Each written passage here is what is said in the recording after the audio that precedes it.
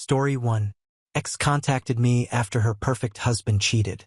Now her toxic friends are attacking me for not taking her back. She just got divorced. Her husband left her for a younger woman. She is 36. I'm 38.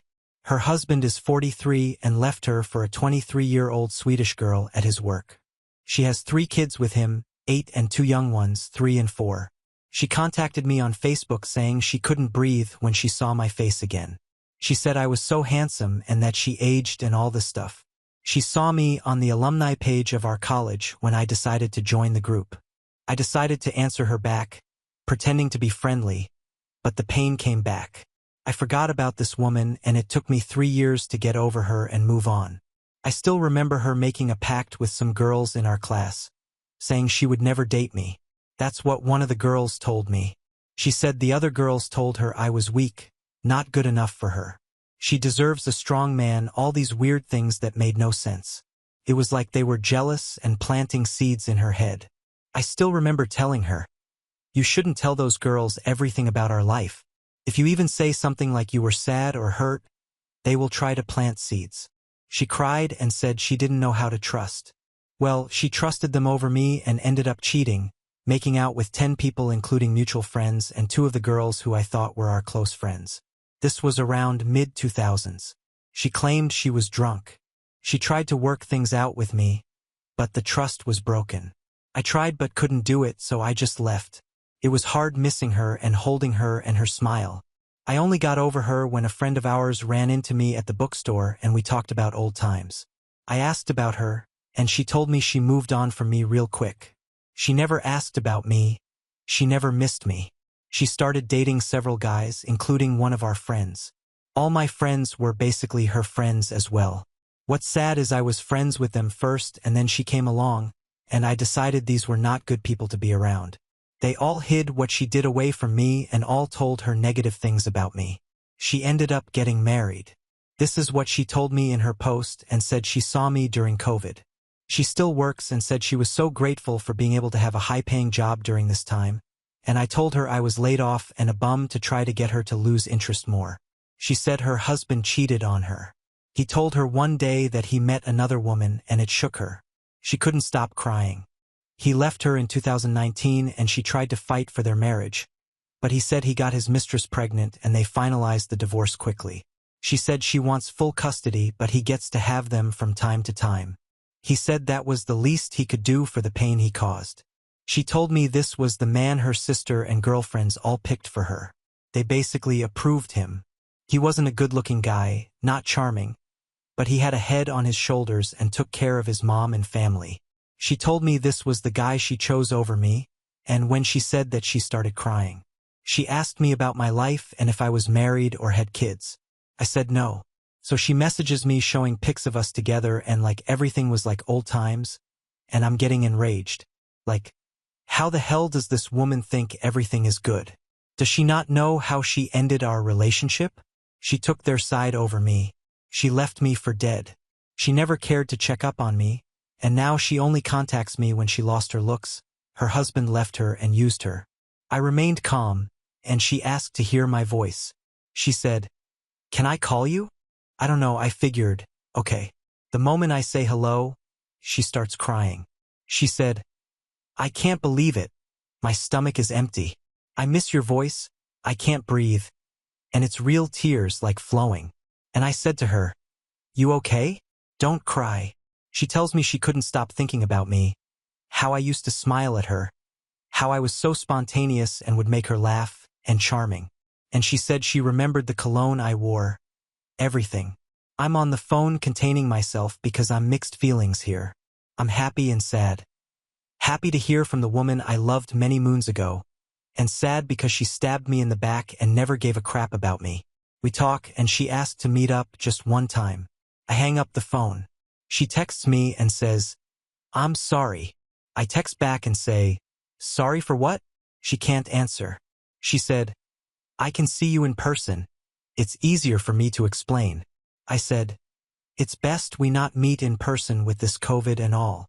She said, "No, they let you go out to eat outside, we can catch a bite. I need to see you or I'll crumble." I can't. She told me she listened to the wrong advice and should have listened to me, but she struggled. She told me she cried for days, struggling on what to do. She wanted to be with me, but they told her I was a bum and will never be anything, and that I was a pretty boy and pretty boys always cheat. So she cheated on me to get me to not like her anymore. She claims that's why she made out with multiple people at a party, because she knew I wouldn't stop loving her. And she said her friends and family didn't like me, and she couldn't choose me over them. Then me being the caring person, I didn't want to hear that. She already been through so much, and her husband left her. She has nobody, etc. So I said, please don't bring that up. It's hurting me too. I don't want to get angry. It's the past. Let's move forward. Focus on your kids.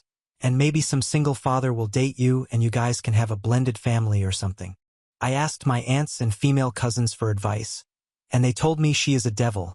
She is a wolf in sheep's clothing. Don't give her the time of day. This woman never loved you. A woman who loves you will die for you. She will never want to see you hurt. You are a good man, you care too much, and she knows that. Why are you feeling sorry for her? My aunt then tells me, ask yourself this. When you were hurting, was she there for you? If you were in her shoes, would she do the same for you? I said, no, she wouldn't. Just recently her girlfriends messaged me and said if I really loved her, I would give her a second chance. When I read that, I was pissed off. Loved her? Second chance? What the F about me? She broke me, left me for dead, and now they're trying to put a guilt trip on me. Like what the F? I just messaged back and said, I didn't mean to hurt her, but she left me for that guy. How would you feel? She said, I understand, but just 'cause she has 3 kids doesn't mean she can't love you. She did love you before. Forgive her and move on. You ain't young yourself either. So this friend, who I knew as well, is talking to me like this. She was one of the girlfriends who advised her that I was no good. She hooked her up with that guy she married. So I'm saying to myself, if this girl really did love me, why is she still talking to this no-good woman and having her message me? Then 2 days later, her father messages me saying, my daughter is hurting here, and she would just like some closure. Could you at least give her that? I'm shocked again. Closure? Why do I need to give her what she wants, when I wanted closure she never gave me anything? She left me for dead. I can't believe it.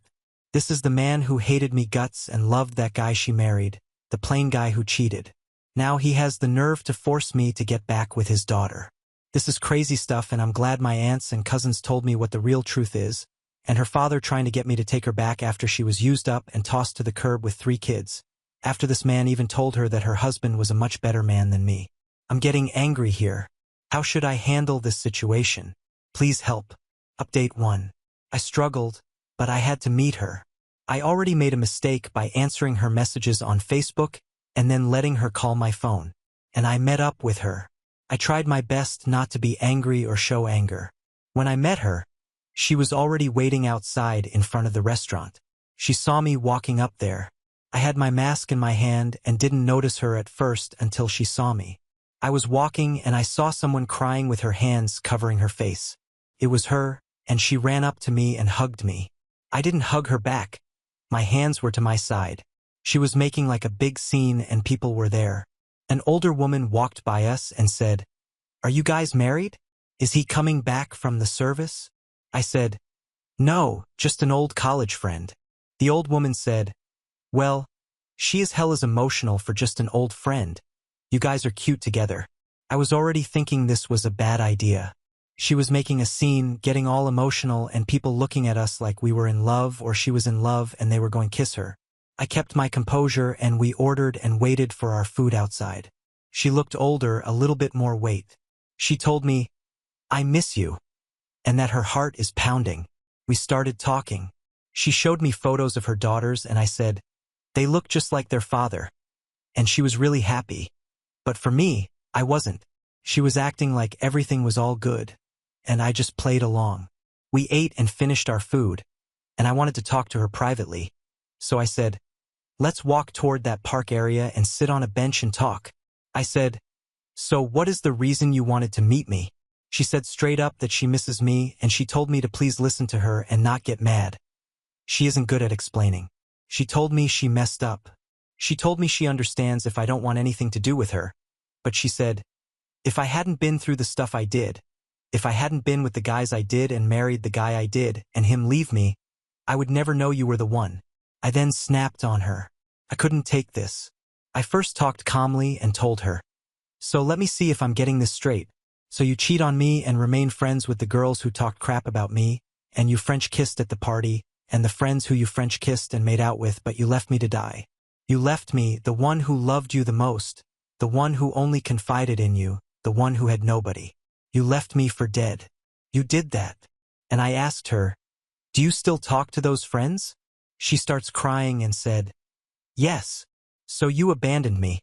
And now you want me to be part of your life again after your husband cheats on you? Leaves you for a younger woman? She goes, I understand. While crying, I said to her, do you know how offensive and shameless this is that you would have the nerve to suggest what you suggested, like I'm winning some type of prize? What the F do I get that special? What do you have to offer me that these younger women don't? You already cheated on me, you already left me for dead, you lied, you betrayed me, you still talk to those people, and you chose them over me and listened to them over me, and you had kids with another man. So that shows to me that you were using me, that you don't care about me. You think I'm some type of sucker who will just forgive you.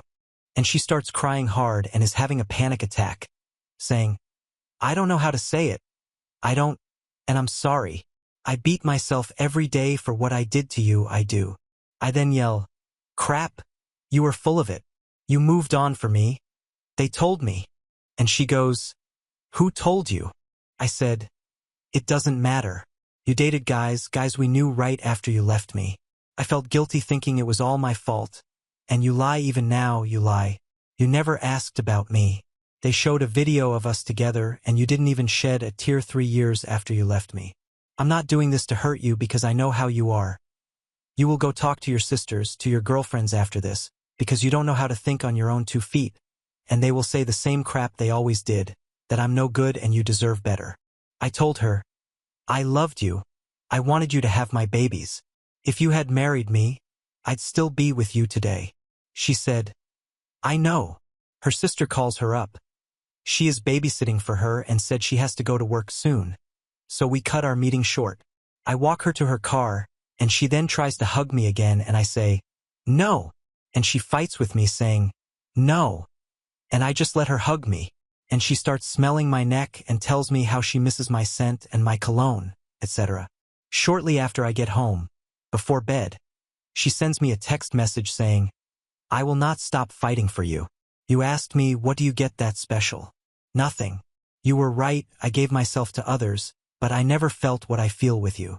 And I fought it out and listened to others' advice and I chose against you and I paid dearly and suffered for it. She said, you deserve to have a fresh start with a younger woman. You deserve that. All I can do is try and prove to you, and I won't stop fighting for you. I hope you forgive me, but if you don't, I also understand. That was the last message she sent me and I didn't reply. Update 2. So I stopped talking to her after meeting up. She would send me Facebook messages but then stopped. Then before Christmas, she sends me a message, a text message, and then a voicemail on Facebook asking me what I will be doing for Christmas or New Year's Eve. She sent me some quote on forgiveness again and learning in some story of some person who didn't mature until later and that everyone learns, some mature faster than others, basically hinting that the story is about her, that she didn't realize she hurt someone until she lost everything and now feels the pain of that person she hurts and didn't realize that person is someone she should have been with anyway. I didn't reply to her. After Christmas, her friend messages me on Facebook and said I was a pathetic excuse for a man. She said I was a coward and didn't deserve her and that I was weak for not moving on and forgiving her.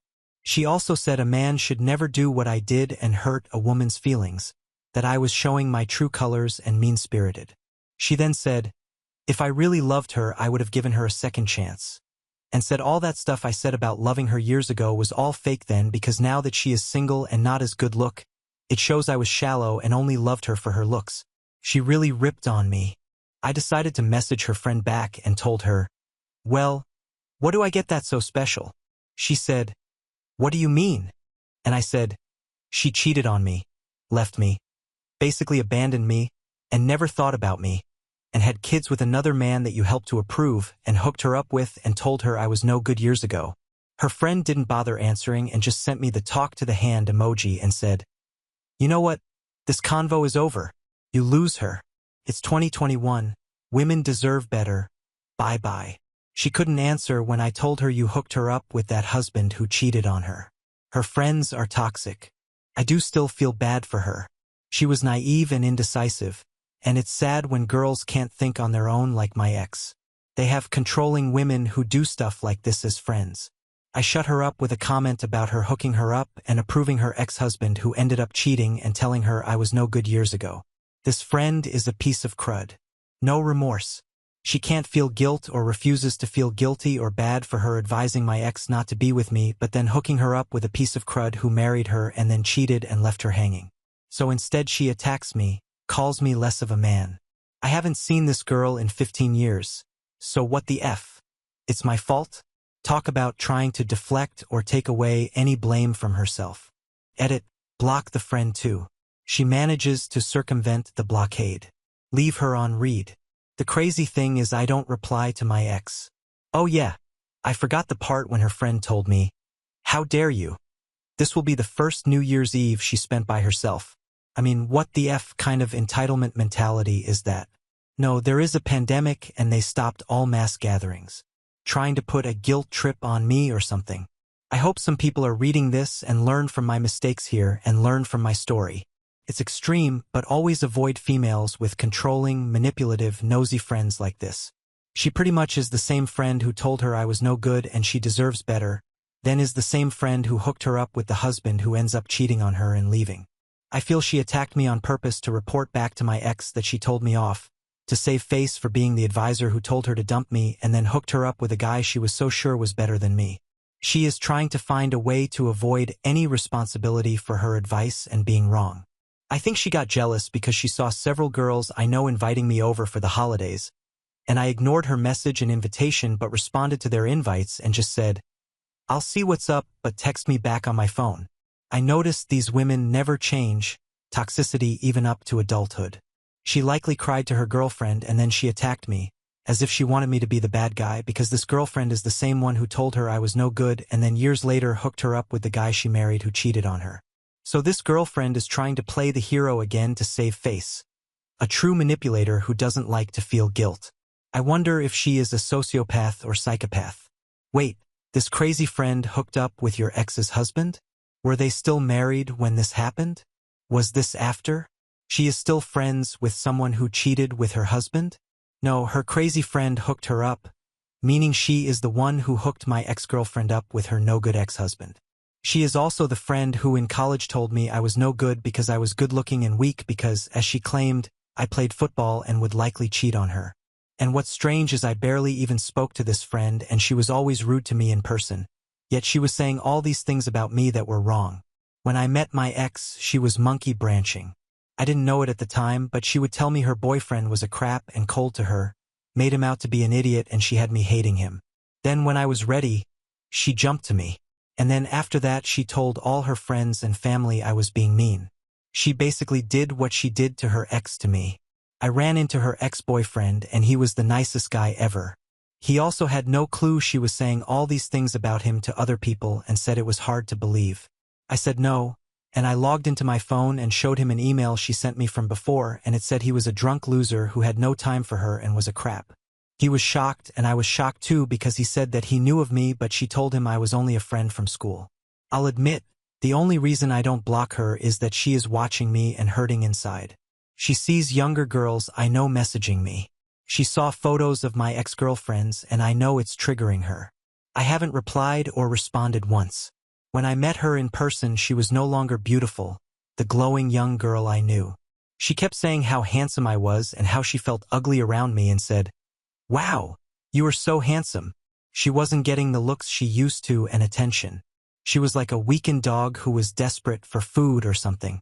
But I guess it was karma, and I was gentle with her and never yelled at her.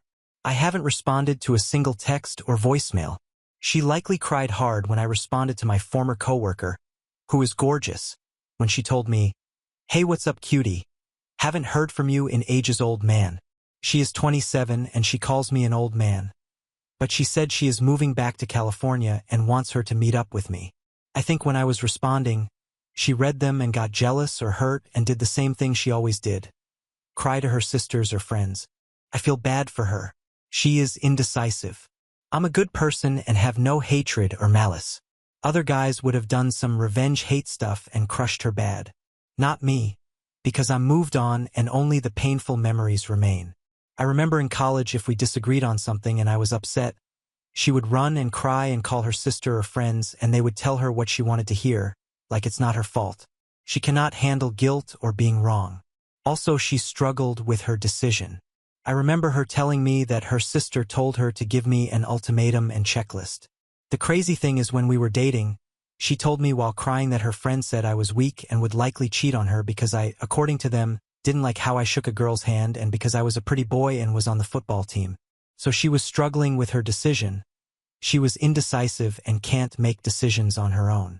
Also, her friends knew she got cheated on in high school and it hurt her, so they likely used it to manipulate her. All her friends are not good look. She was the pretty girl and they all have ugly boyfriends or are single.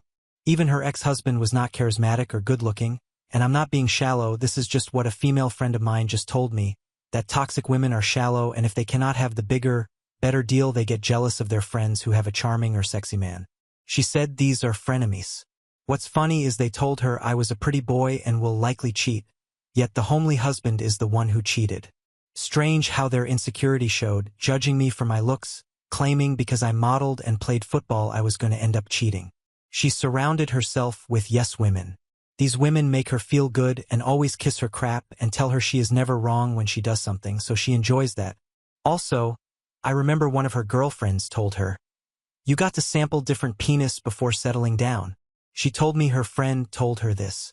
They also started crying when my friend told them she was so in love with me and can't stop thinking about me.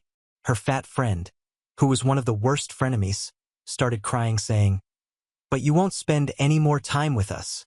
Her sister also told her to provide an ultimatum or checklist to me.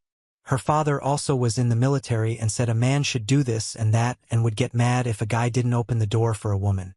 So she started judging me saying why didn't I hold her hand when walking in the mall. But the man her father, family, friends approved of is the man who ended up cheating on her while I was loyal, but they judged me saying I was just a pretty boy who would eventually cheat. Now on to the next story. Story 2. Husband and MIL kicked me out for not paying rent or doing chores for months because I'm 7 months pregnant. So I calmly handed him divorce papers and filed for full custody of our baby. Hi, so I am a 30-year-old woman, and I've been working since I was 18. I did not really come from a financially well-off family, and growing up, we did not really have a lot of money.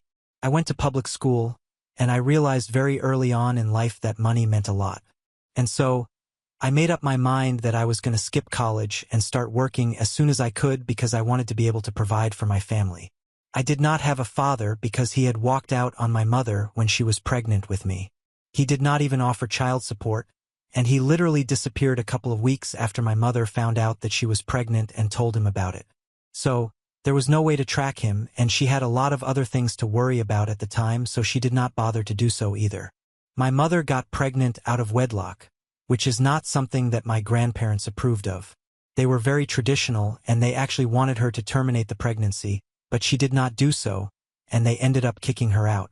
She was just 19 at the time, and she was still in college, but she had to drop out because she did not have the means to be able to afford the tuition, and her family had cut ties with her. So, she started working as a cashier in the nearby grocery store and tried her best to make ends meet because she was desperate.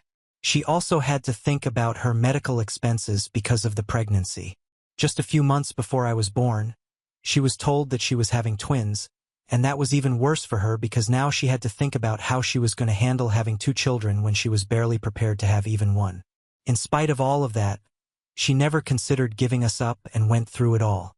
I really have no idea how she was able to bring herself to do all of it on her own without anybody's support. But all I know is that she must have been really brave. She did not tell my twin sister and me about any of this until we were 16, and even then, she only told us because we had been pressuring her into telling us about our father and everything about how her life had been before we were born, because we knew that we did not have any other family apart from each other and we wanted to get to know why. It was pretty depressing, but it made me realize that I had to step up and really be there for my family. So I did not go to college and neither did my sister, and both of us started working at 18. My mother, by that time, had made a lot of progress and was the floor manager at a nearby supermarket. We did not have a lot of money, but we managed somehow, and at the time that was enough for us. But with age, I decided that I wanted to be able to provide a good life for my mother in her old age, and I wanted my sister to be able to depend on me. Even though we were twins, I kind of considered myself her protector. I guess it was because I was 9 minutes older. So, at 18, both my sister and I got jobs as saleswomen for a beauty company, and it was a decent job. We put together a part of our salaries every month and helped our mother with the bills and the rent, and it was a great feeling. I was much better at that job than my sister, so naturally, my commission was a lot higher than hers. And so, after a couple of years, I got a big raise, and I told my sister that she could quit her job to do something that she actually wanted. I knew that she did not actually want to be a salesperson, and she was more interested in writing and stuff. So, I told her to do something about it because I wanted her to be able to live her dreams. After a lot of convincing, my mother and I were able to put her through college when she was 22 so she could get her degree in literature and even go to do her master's degree as well. And now she's a teacher in a high school, and she's doing pretty well for herself. She also has a wonderful blog of her own, and I am so proud of her. As for me, I am now working in a manager position at a different company, and life is pretty good for me. I would not say that I have achieved everything that I had dreamed of, but I'm getting there slowly but surely, and for now, it is enough for me that I've been able to help my mother retire and have put my sister through school and enabled her to achieve her dreams. I am still a long way from being wealthy, which is exactly what I had set out to be, but I'm working my way up, and I know I'll get there.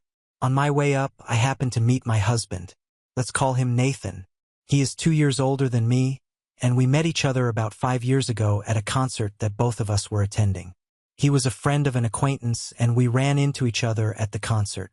He was really cute, so I struck up a conversation with him, and we found out that we had a lot in common. Both of us are into fitness, and we love the same TV shows as well. On our first date, we also found out that both of us grew up without a father because his had passed away when he was really young and mine had never even been in the picture. We started dating and met each other's families after 6 months of being together.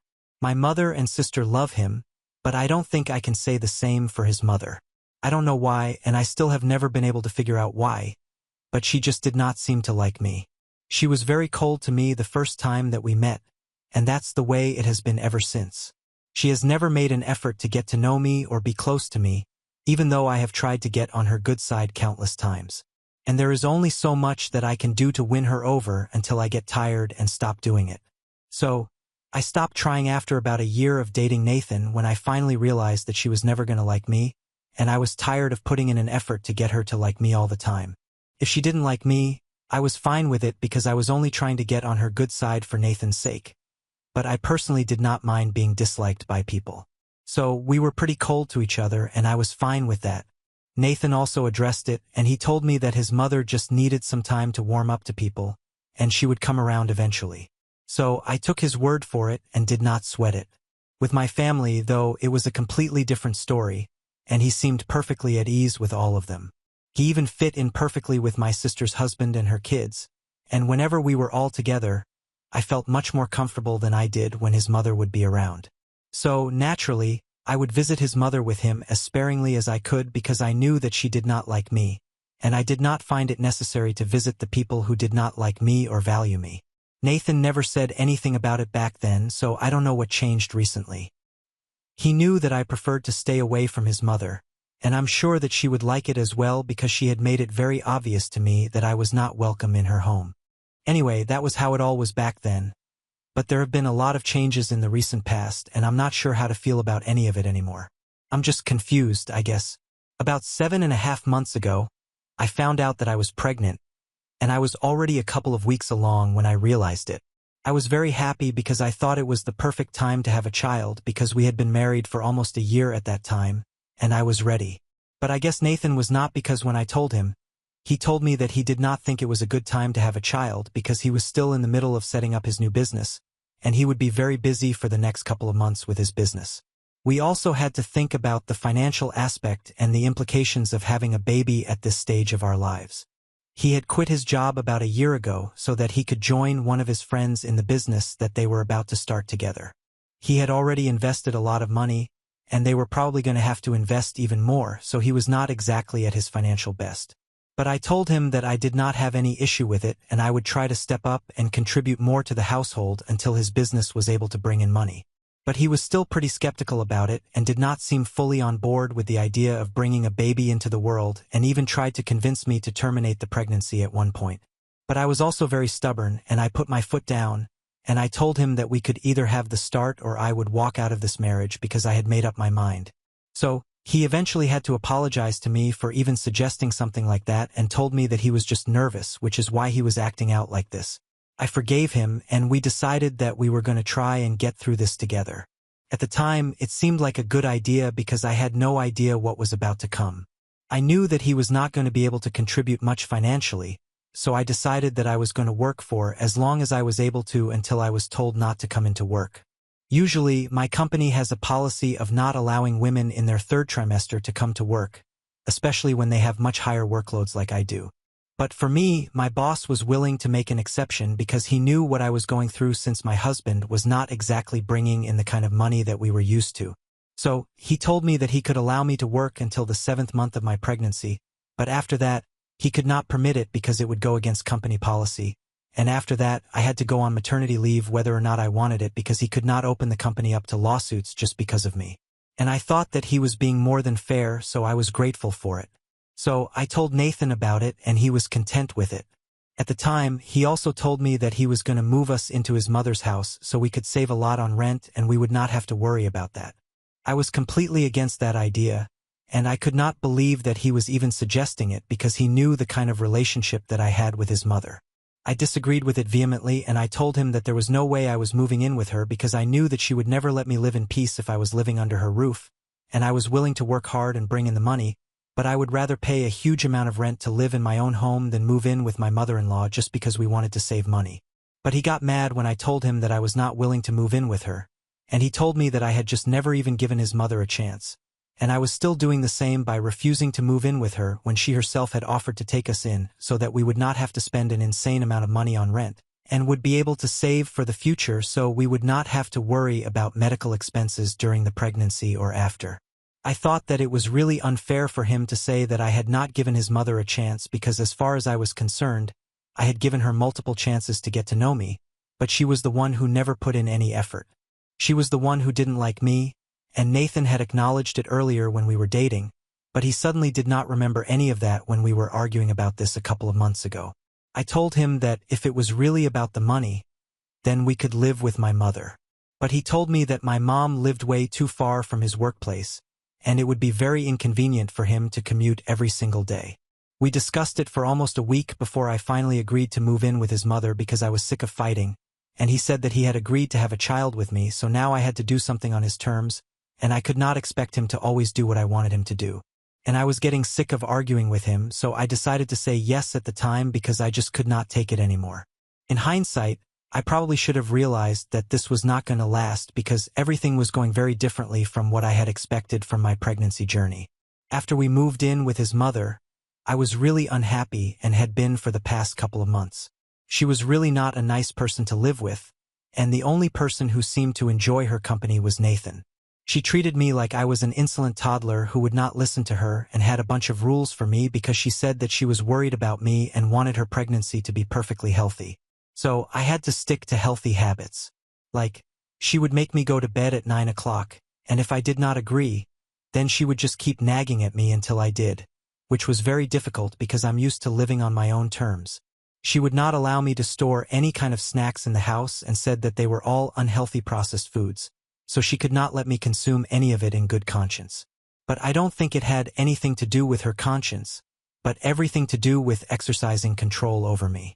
I was really annoyed by all of it, and I tried to tell Nathan that I did not like living with his mother and I wanted to move back into an apartment of our own, and I was ready to pay for all the rent and everything, but I just did not want to live with her anymore. But he would accuse me of being biased against her and said that I was only mad because this was his mother saying all of this and trying to look out for me, but if it was my own mother, then I would not have an issue with it. So we had a lot of arguments about it, and things between Nathan and I had been heated for a really long time before this. The only reason I did not just leave was that I did not want to deprive my future child of anything, and I knew that leaving was the easy choice and maybe the right one, but I wanted my kid to have a father because I grew up without one, and it was not a very nice experience. So, I was willing to do anything that it took to make sure that my child does not have the same kind of life that I did. But it was all pointless anyway, and I really wished that I had left way long ago instead of waiting for Nathan to change or his mother to start being better to me. I had been doing chores around the house even up until I was 6 months pregnant, and the reason for that was because my mother-in-law believed that exercise would be good for the baby, and that's why she did not think that I deserved to get some rest after work. I would try to argue with her, but she would not have it and make me do my own dishes and laundry, and I had cleaning duties for the kitchen as well. And if I didn't do any of it, then she would start going on about how she used to do everything when she was pregnant and nobody even paid any attention to her because it was so common back in the day. I don't know what that had to do with me, but it just got to me, so I would do whatever she asked of me just to avoid having to hear sermons from her about how hardworking she had been. So, I guess you guys can understand that I put up with a lot during the past couple of months of my pregnancy. One day, in the heat of the moment, I decided to have a lawyer draw up papers to make sure that my husband gives up his rights over our child. I think I must have been really pissed off that day. Something very annoying had happened, and Nathan did not stand up for me as usual. So I stormed out of the house, and that's what I did. It was just a precautionary measure that I thought I should take because at the rate that things were going, I didn't know how long I would be able to make this marriage last because Nathan seemed like he was trying to ruin my life on purpose or something, and I was really angry. So, I got those papers arranged because he was not even being a good husband at the time, so I didn't think he was even capable of being a good father. And recently, those papers finally came into use. After I had been carrying them around in my purse for months, hoping that Nathan would change and I would never have to use them, about a week ago, his mother and he told me that I was not welcome to live with them anymore because I was not contributing to the household enough. And that was because now that I had entered the 7th month of my pregnancy, I had finally gone on maternity leave and I had stopped doing my chores from the beginning of this month because I was too tired all the time, and I had not been contributing monetarily for the past couple of months anyway, since that was the arrangement that I would not need to spend as much money as I would have to if I had been living away from his mother. But I don't know why, probably just to get on my nerves. The two of them thought that it was reasonable enough to ask me to either do the work in the house or contribute financially. Nathan told me that his mother was very old and it was not possible for her to do all the work around the house, so we had to contribute and do our chores, and if an old woman could do everything, pregnancy was not an excuse for me. And then his mother told me that I was not even required to spend as much money as I would have had to had she not opened up her home to us, so she felt that it was an obligation for me to at least do the work around the house if I could not contribute otherwise. I was shell-shocked that they were saying these things, and then it got worse when my mother-in-law told me that I could either start doing the chores or paying for my share of everything, and there was a third alternative as well. I could leave. Yet again, Nathan did not seem to have a problem with this and actually seemed to be in agreement with whatever his mother was saying. That was literally the last straw for me, and I realized that I was probably better off not having a husband, and my child would definitely not be worse off for not having a father either. No father would definitely be better than Nathan. So I just told him, "Your loss," as calmly as I could, and then pulled out the papers that I had been hiding in my purse for ages now. I handed those papers to him and then I walked out. I did not even bother to pack my things or anything and just walked out of the house. I got a cab and headed straight to my mother's house, and once I was there, I just broke down. I could hear my phone ringing, and I knew that he was texting nonstop after I walked out of the house, but I still had not responded to any of it. I spoke to my mother, and I told her everything that I had been put through and how they had been treating me. She was outraged, and she immediately told me to contact my lawyer and file for a divorce because I would be much, much better off without him, and that was the fact of the matter. She also told me that I did the right thing by giving him those papers before leaving, and now I had to file for full custody formally because I could not risk it, and she made sure to remind me to ask for child support. It's been a week since I left, and I only spoke to him on the phone a couple of days ago, and he told me that he was sorry about everything, but just because he screwed up once, It did not mean that I had to leave, and said that he was ready to step up and even leave his mother's house. All that he needed was for me to come back to him and give him another chance.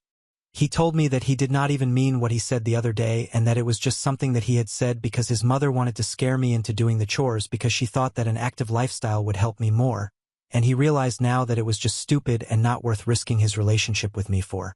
I was very unhappy about everything, and I told him that I could not be with him anymore, especially not after the way he had been treating me and allowing his mother to treat me for the past couple of months. And he told me that he thought he was doing us all a favor by saving money and living with his mom, but he was wrong and he was admitting it, so now he wanted a chance to fix his mistakes.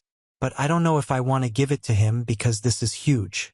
I don't want my son to grow up without a father, but I definitely don't want to put myself through the kind of things that I've been through in the past few months of my pregnancy because these were really tough times for me, and I don't even know how I got through it. So, am I the asshole for not wanting to go back to my husband after he and his mother told me that I had to either contribute to the house or leave even when I was 7 months pregnant? Update 1. Hello. Thank you everyone for the kind of support that you guys have shown me.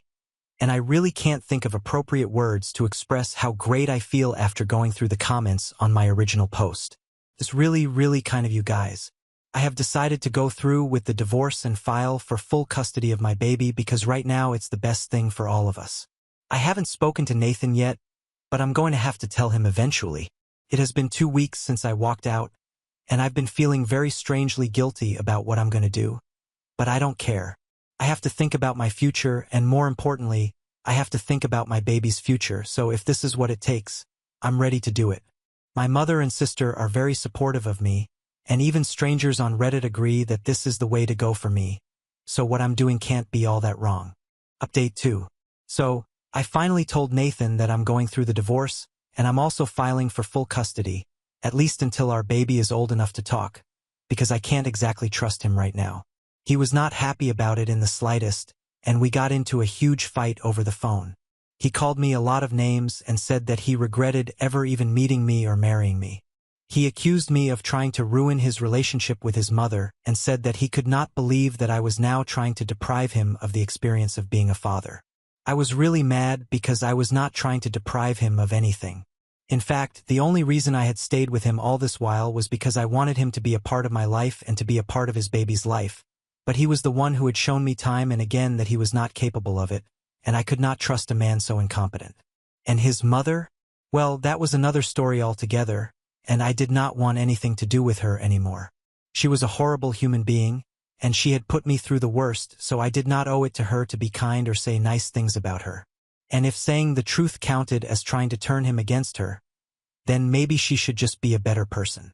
But anyway, coming back to Nathan, I told him that my decision was final and no amount of arguing with me was going to change my mind.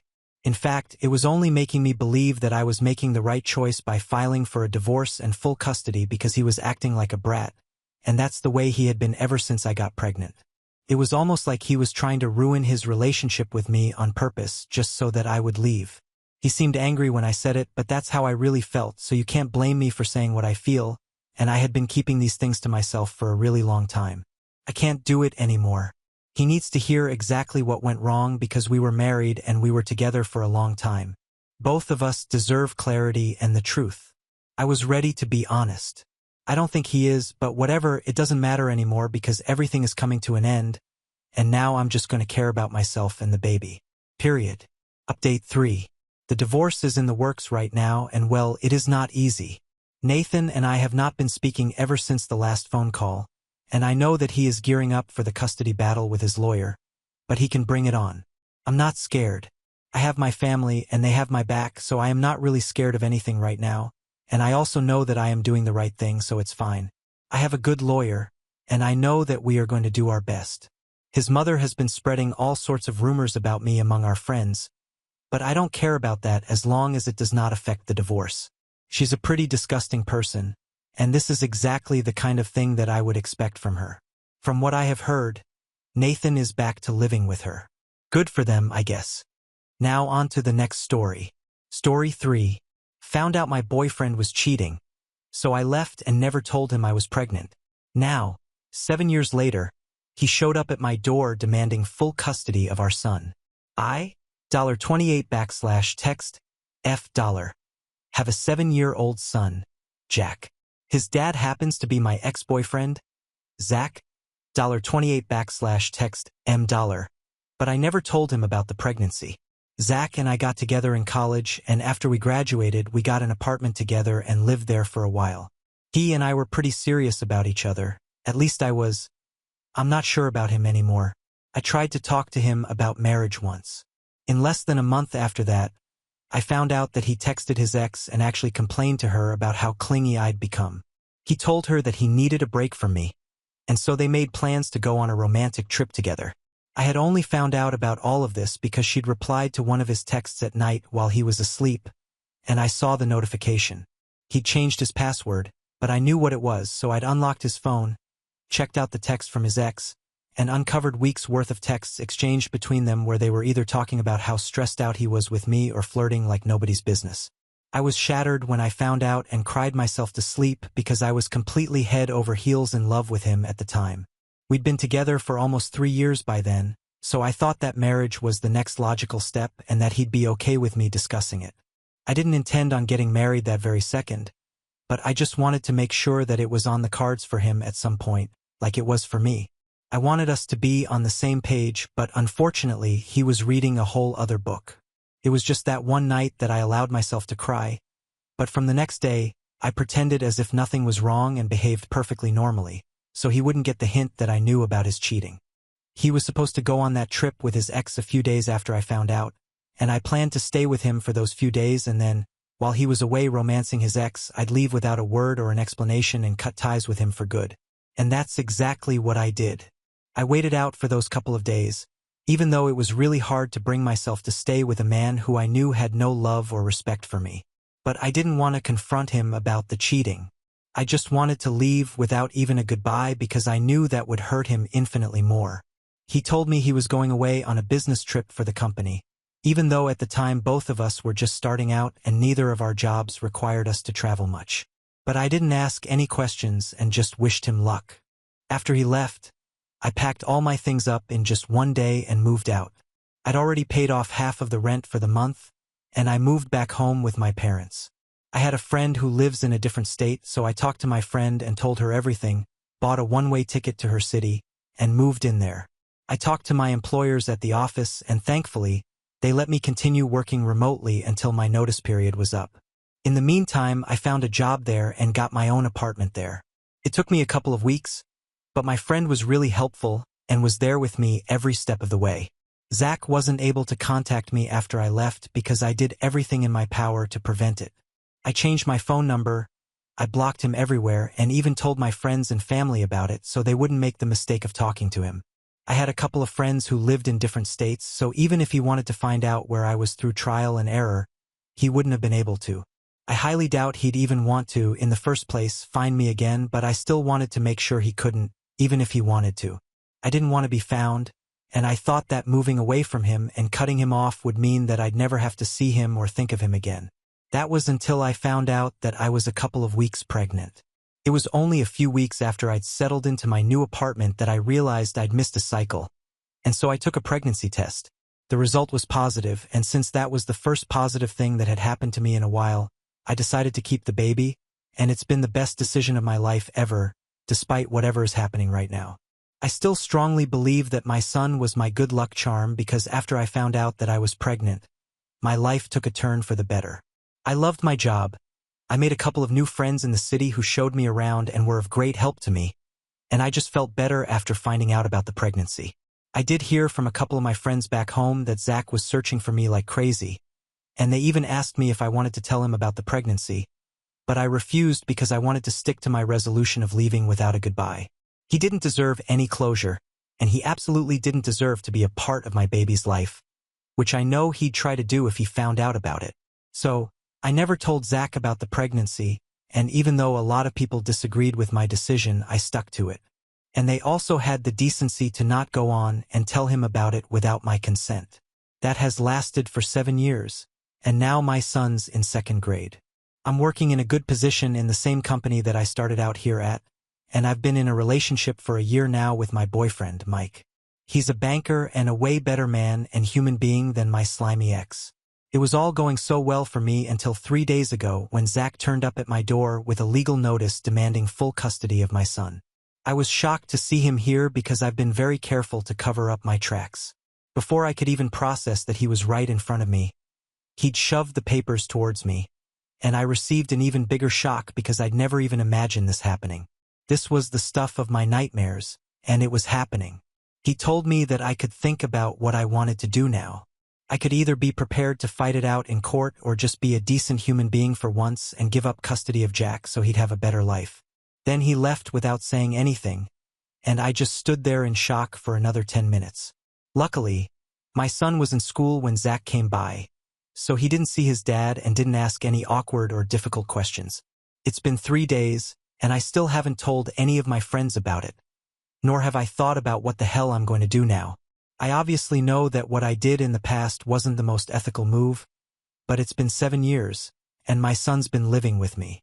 He's never even known his father, so I don't think any court is going to take away custody from me. But I still can't help but feel afraid. I've only told my boyfriend about this, and the discussion I had with him was especially hard on me because I had to tell him the truth. Earlier, I just told him that Jack's father had never wanted to be a part of Jack's life, and so I was a single mother.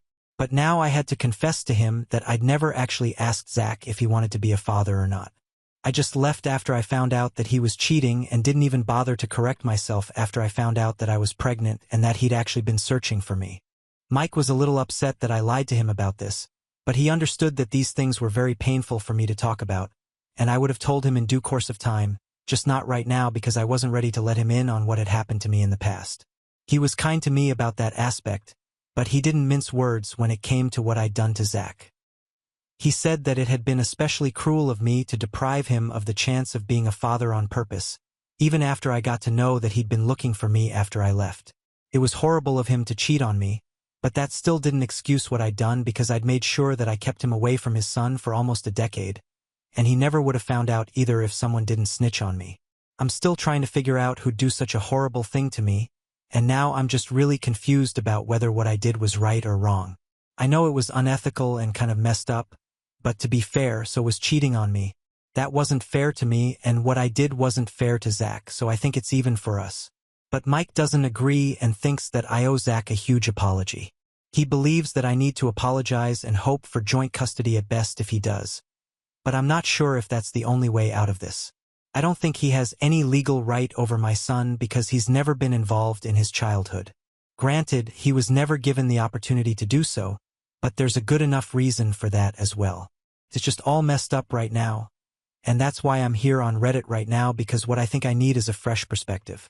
AITA for never telling my boyfriend that I was pregnant and leaving him without an explanation after I found out that he'd been cheating on me? Update 1.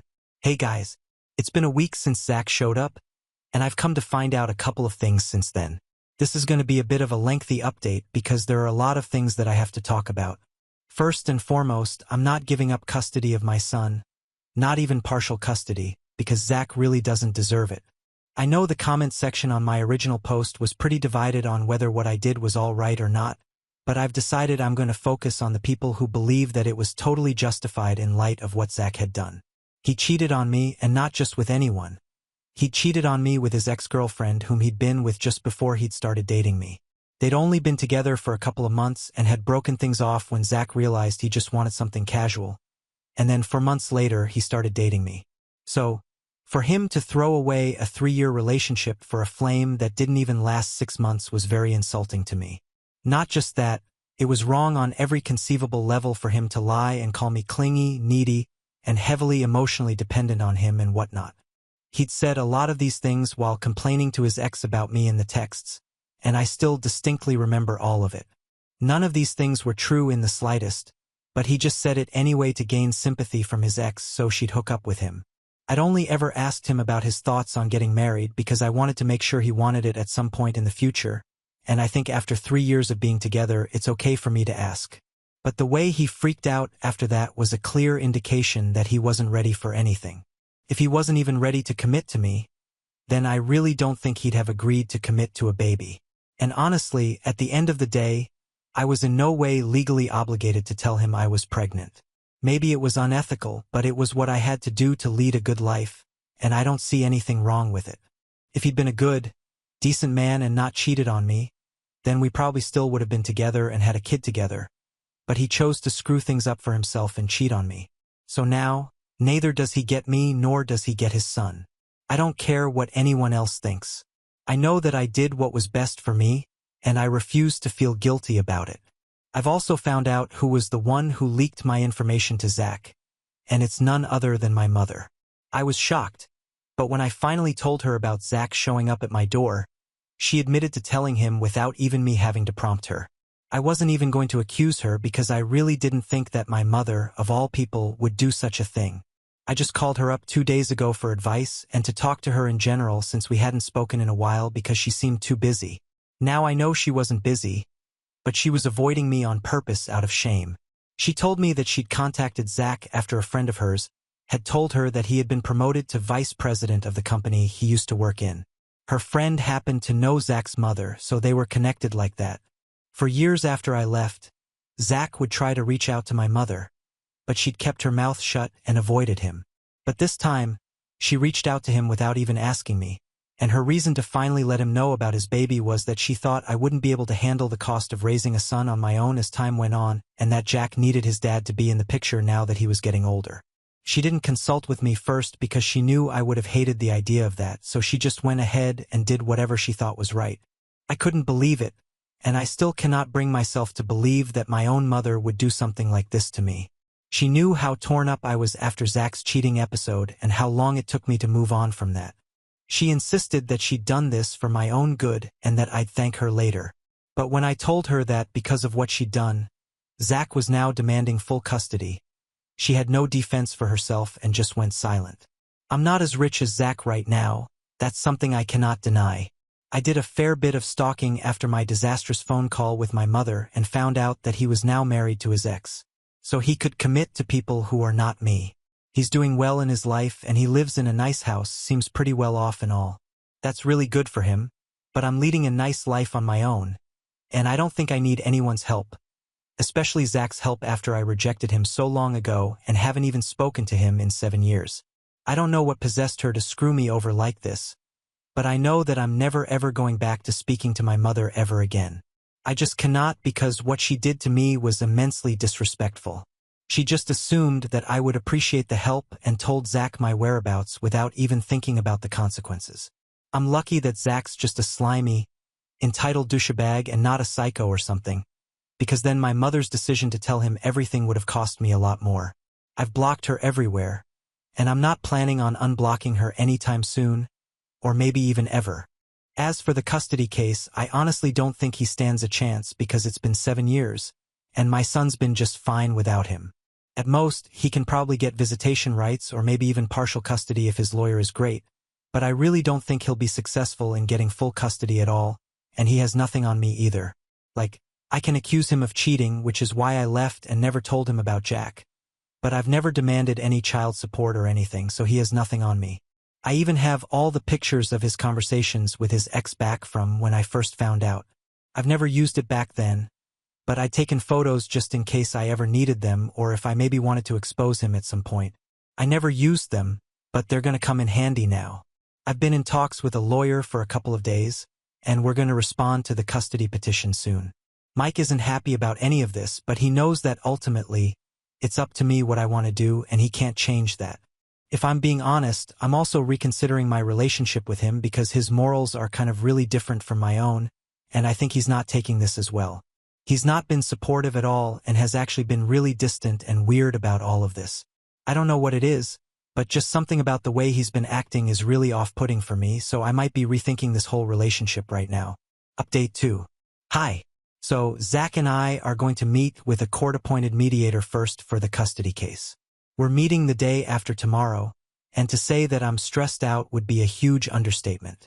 I've talked to Jack about all of this, and he's a little confused because so far he believed that I'd never been in touch with his father. Of course, I've never told my son the truth about why his dad's not a part of his life, but whenever he'd ask, I'd just tell him that we left him behind and reassure him that if his father had ever known him, He would have loved him, but unfortunately, he never found out. That was satisfactory for him, and he wouldn't push more. I intended to tell him about who his dad was and the real reason behind his absence in our lives on his 16th birthday when he was old enough to make a call on whether he wanted Zach in his life or not. But I guess I'm gonna have to mentally prepare him for this right away, just in case this goes to court and he's dragged into it. So far, Jack knows that his father is back and he wants to spend time with him because, of course, I can't tell a 7-year-old what custody means.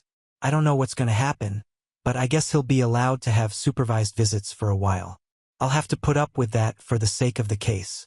I just hope Jack doesn't take too much of a liking to his father because I really cannot afford to lose the little guy. It's selfish, I know, but I just cannot do this. Especially when I know how hard I've worked to have the life I want and give my son the life he deserves. Zach cannot just swoop in and take it all away from me. My mother has been trying to contact me for days now, but I'm not responding to any of her calls and texts. She's been using my dad's number to contact me when he's not around because she knows that I'm not going to block my father. He's been great, really supportive, and has even said that he was very upset about what my mother had done. They've been fighting for a while now because my dad's upset with her, and she thinks what she did was for the best. The last time we called, my dad said he was getting sick of her, so he was thinking about moving in with his brother for a couple of days until he felt ready to come back or something else. I'm not 100% sure, but I think he was hinting at leaving my mother, and I really don't know how to feel about that. They're my parents and have been married for more than 30 years, so I feel kind of guilty, but I know I don't need to. It's just that there's a lot of fighting and toxicity in the air right now, what with my parents fighting, Mike and I growing apart slowly, and Zach coming back with a lawyer to take my son away from me. Everything's just in a really messed up place for me right now relationship-wise, which just sucks. Update 3. So Mike and I broke up. It's been $1/frac1, $2 weeks since the last update, and today we finally had the talk. He'd been acting all weird and distant the past few days. Ever since I told him that I wouldn't be apologizing to my ex or giving him custody, and he didn't take that well. I did apologize to Mike for lying about Zach's history with me because I'd never told him that I'd been the one to hide my pregnancy and my baby from him on purpose after he cheated. But apart from the lying bit, I don't think I had anything to apologize for. So had he broken up with me for lying, I wouldn't have had any issues, but he told me that he couldn't bring himself to be with a woman who had no morals. All because I didn't give my cheating ex the opportunity to be a father after finding out that he'd been trying to hook up with his ex behind my back. That wasn't cool. And what could have been a civilized discussion turned into a really nasty fight, which ended with him storming out after calling me a manipulative B-word. But at least it's over now, and I don't have to deal with him. The custody meetings are going well, and by well, I mean they're working in my favor, which I'm really happy about. We've met twice so far, and in the first meeting itself, it was established that I had my reasons not to want Zach around me and my unborn baby, thanks to all the cheating and the things he'd said about me behind my back to his now wife. So it's been agreed upon that what I did back then can't be held against me moving forward. Of course, I wouldn't mind if Zach got visitation rights or something, so we've all agreed that he can meet Jack a couple of times a month, but they're all going to have to be supervised visits, and it has to be on my terms since I'm his primary parent at the moment and have been since he was born. The process isn't over yet, so I'm still yet to see what's going to happen ultimately. Zach can still cancel all of this and take things to court if he wants to, but I don't think he will since after the first meeting, where I brought up the cheating, he did approach me afterward to apologize to me. He told me that he was young and stupid and that mentioning marriage had just really freaked him out, which is why he did what he did, and that he was really and truly sorry about it. I forgave him because it's really water under the bridge at this point. I'm happy and so is he, and right now what matters to me the most is my son's happiness, and I don't want him to grow up and resent me for not letting him have a relationship with his father, even when I had the chance to. Zach's told me that he and his wife have no kids of their own, and as soon as my mother told me about me and Jack, his first thought was to get pissed off. But now that he's seen me in person, it's not that easy for him anymore because he doesn't want to take away my son from me either, knowing that I've raised him all on my own. So we were verbally able to agree on the fact that we were going to put our personal differences aside and do what was best for Jack. Hopefully, by the next meeting everything will be finalized because I just want to let the past go happily. Update 4. Hey everyone. First things first, Zach and I have been able to work out an arrangement where he and his wife fly out here to meet Jack and spend some time with him a couple of times a month to build a relationship with him, and once he's a little older, we can rethink the custody arrangement. Both of them were incredibly thankful to me and wouldn't stop sending me thank you cards and gifts since I finally unblocked them. I figured since we were going to have to be parents to Jack now, we might as well do a good job at it. We're not friends, but co-parenting is a job that's going to need us to cooperate, and we need a good relationship for this to work. We're living in 2 different cities currently, so it's going to be a little difficult, but maybe by the time we have to go over the custody arrangements again, I'll have moved back home. I'd come here to escape my past, but now I guess I'm ready to go back because I have nothing to run away from anymore. It all sounds dramatic, but it's true. As for my parents, no points for guessing, but yeah, they're getting divorced. Good for my dad, honestly. My mother always had been a bit of a control freak, and that had led to some problems in their marriage earlier as well, but never at this level. I guess all's well that ends well, but even then, what my mother did was just not acceptable. I'm hoping for a quieter life now, and I'm sure I'll get it because my conscience is clear and everything that was in the past has been left where it belongs. Now on to the next story. Story 4. Sister left her kids on my doorstep and disappeared for 2 days. Sister left her kids on my doorstep and disappeared for 2 days. I was on vacation and had no clue until she showed up accusing me of losing them. Hi everyone. I, 28F, have an older sister, Jackie, 32F, who has 2 kids, an older son and a younger daughter. Her son is 14 and her daughter just turned 12 a couple of weeks ago. Their father is not in the picture anymore, and my sister's a single mother. I wouldn't say that Jackie and I are close, but we're okay. We aren't arch enemies either, like some other siblings here. I guess you could say that we're just indifferent to each other. Now, about 6 hours ago, Jackie turned up at my house and asked me where her kids were. I had no idea what she was talking about, because I hadn't even been at home for the past 4 days. I've been away on a beach trip with my boyfriend, so I didn't understand what she was referring to. She told me that she dropped off her kids at my house 2 days ago and told them to ring the doorbell so I could take them in while she ran some errands. She told me that she texted me about it, but I didn't recall receiving any text of the sort and even showed her proof of it on my phone. But while going through my phone, she was able to discover the text that she'd sent before she dropped her kids off, and I'd somehow missed it, probably because I was on vacation and wasn't checking my phone often. She started to panic and accused me of being careless because now neither of us knew the whereabouts of her kids. She told me that, apparently, she'd driven away before she saw that her kids were safely inside the house because she was counting on me to take them in. She told me that she had gotten into some legal trouble that she didn't want to speak about, and that's why she'd been missing for 2 days, but now that she was back, she wanted her kids, and she wanted them now. I didn't know what to do, so I suggested that she go to the police or something because I literally had no clue where the kids could be. They didn't even have their phones on them, so there was no way we could get through to them. Jackie didn't want to go to the cops because she just finished dealing with a lot over the last 2 days, and the police's involvement was the last thing she needed. She turned my house upside down and accused me of being selfish and not thinking about my niece and nephew. She said that she'd been counting on me to help her out in this tough spot, but I'd let her down. She left in tears and said that she was going to knock on every relative's door until she was able to find her kids. I feel like a total idiot right now, even though I don't understand how this is my fault. AITA for missing a text from my sister where she told me to take her kids in because I was on vacation?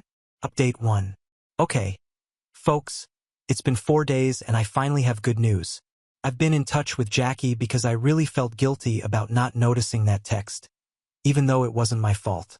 Today, she told me that her kids had somehow managed to find their way to their uncle's house, and that's where they had been for the past couple of days. Now, this wasn't our cousin, but it was Jackie's ex-boyfriend's cousin, and he apparently had still continued to talk to his nephew online because he knew that his mother wouldn't let him stay in touch with him otherwise. I thought it was a little creepy at first, but then I realized that this uncle of theirs, Frank, 28M, had practically saved their lives by taking them in Jackie's and my absence. Jackie apologized to me for behaving badly the other day and said that it was pretty out of character for her to freak out at people like that, and I agreed because she was usually a pretty level-headed person. She told me that she hadn't slept a wink in the past couple of days because she was so worried about her kids and where they were. I finally asked her why she hadn't gone to the police and what kind of trouble she had been in exactly before this, which required her to leave her kids behind. So, she finally confessed that she'd gone to gather evidence against the company that she was currently employed in because she'd heard from a particular source that they were planning to blame her for embezzlement. Since the company was facing a huge financial crisis and they needed someone to shoulder the blame, upper management had figured that she could take the blame as she was the head of accounting and had the most access to the company's financial records.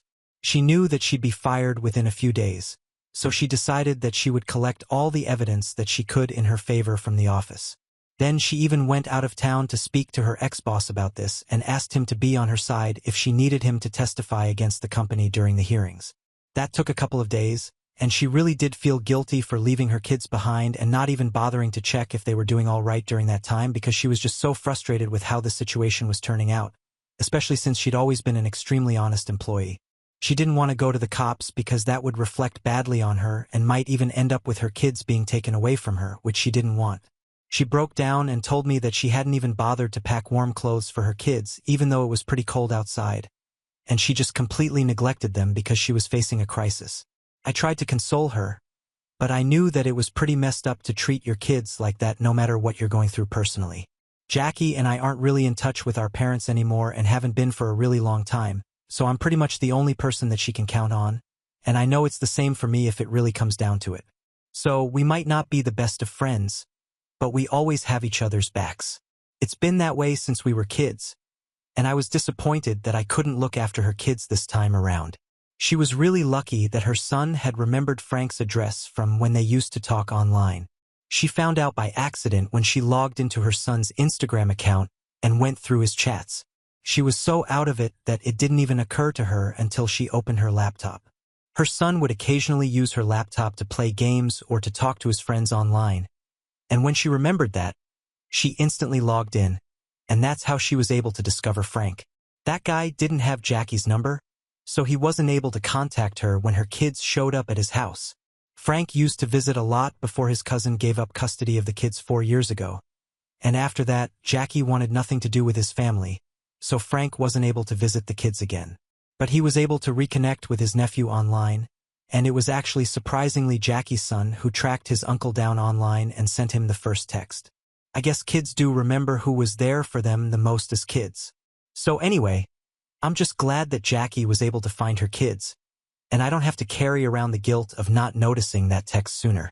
I just hope that she's able to deal with her baggage better so that her kids don't have to suffer anymore. Update 2. Finally happened. Jackie's company fired her, and they're also planning to come after her legally, just like she'd expected. They accused her of embezzlement and said that they would make sure she ended up behind bars. The poor woman is scared beyond words and has been texting me almost every hour just so she has somebody to talk to. She does have a lawyer and a pretty good one at that, but even then, she's going up against a pretty big force, so there's no telling what might happen next. She has asked me and Frank to look after her kids and help her out whenever she needs it because she would hate to end up neglecting her kids like she had the first time around. And both of us obviously said yes to the job because she's going through a horrible thing right now and needs all the help and compassion that she can get. Update 3. So, Jackie and her company's representatives are meeting with a court-appointed mediator today, and she left the kids with me. They're quite good kids, and it's horrible that their mother has to go through something like this. I guess the only silver lining here is that this has really helped Jackie and I bond together. She dropped off the kids at my house last night, and I demanded that she stay for dinner because I really didn't want her to leave and face the night before this morning all by herself. After the kids had fallen asleep, Jackie had a total meltdown and told me how she dedicated almost a decade of her life to this company, and now they were screwing her over without as much as a second thought. I consoled her through the night and insisted that she spend the night here because I just couldn't let her drive back home in that state. Even when she woke up this morning, she seemed nervous and anxious, and I guess it's totally normal for her to feel that way even if she's innocent. I offered to drive her, but she told me not to because she needed somebody to watch the kids and drop them off at school. I also needed to go to work after I'd dropped them off at school, so she went on her own. Frank will pick the kids up after school ends and drop them at Jackie's house. It's a pretty neat system that we've worked out, and I'm really hoping that we don't have to stick to this for long, that Jackie can resume her normal life soon. I know this isn't the drama-filled update that a lot of people wanted to hear, but I'm really scared for Jackie, and I just need a place to vent, so I'm turning to Reddit for help right now. Update 4. I just got to know something insane from Jackie, and it finally makes sense why she was so nervous and jittery before the meeting, even though she hadn't really done anything that she had been accused of.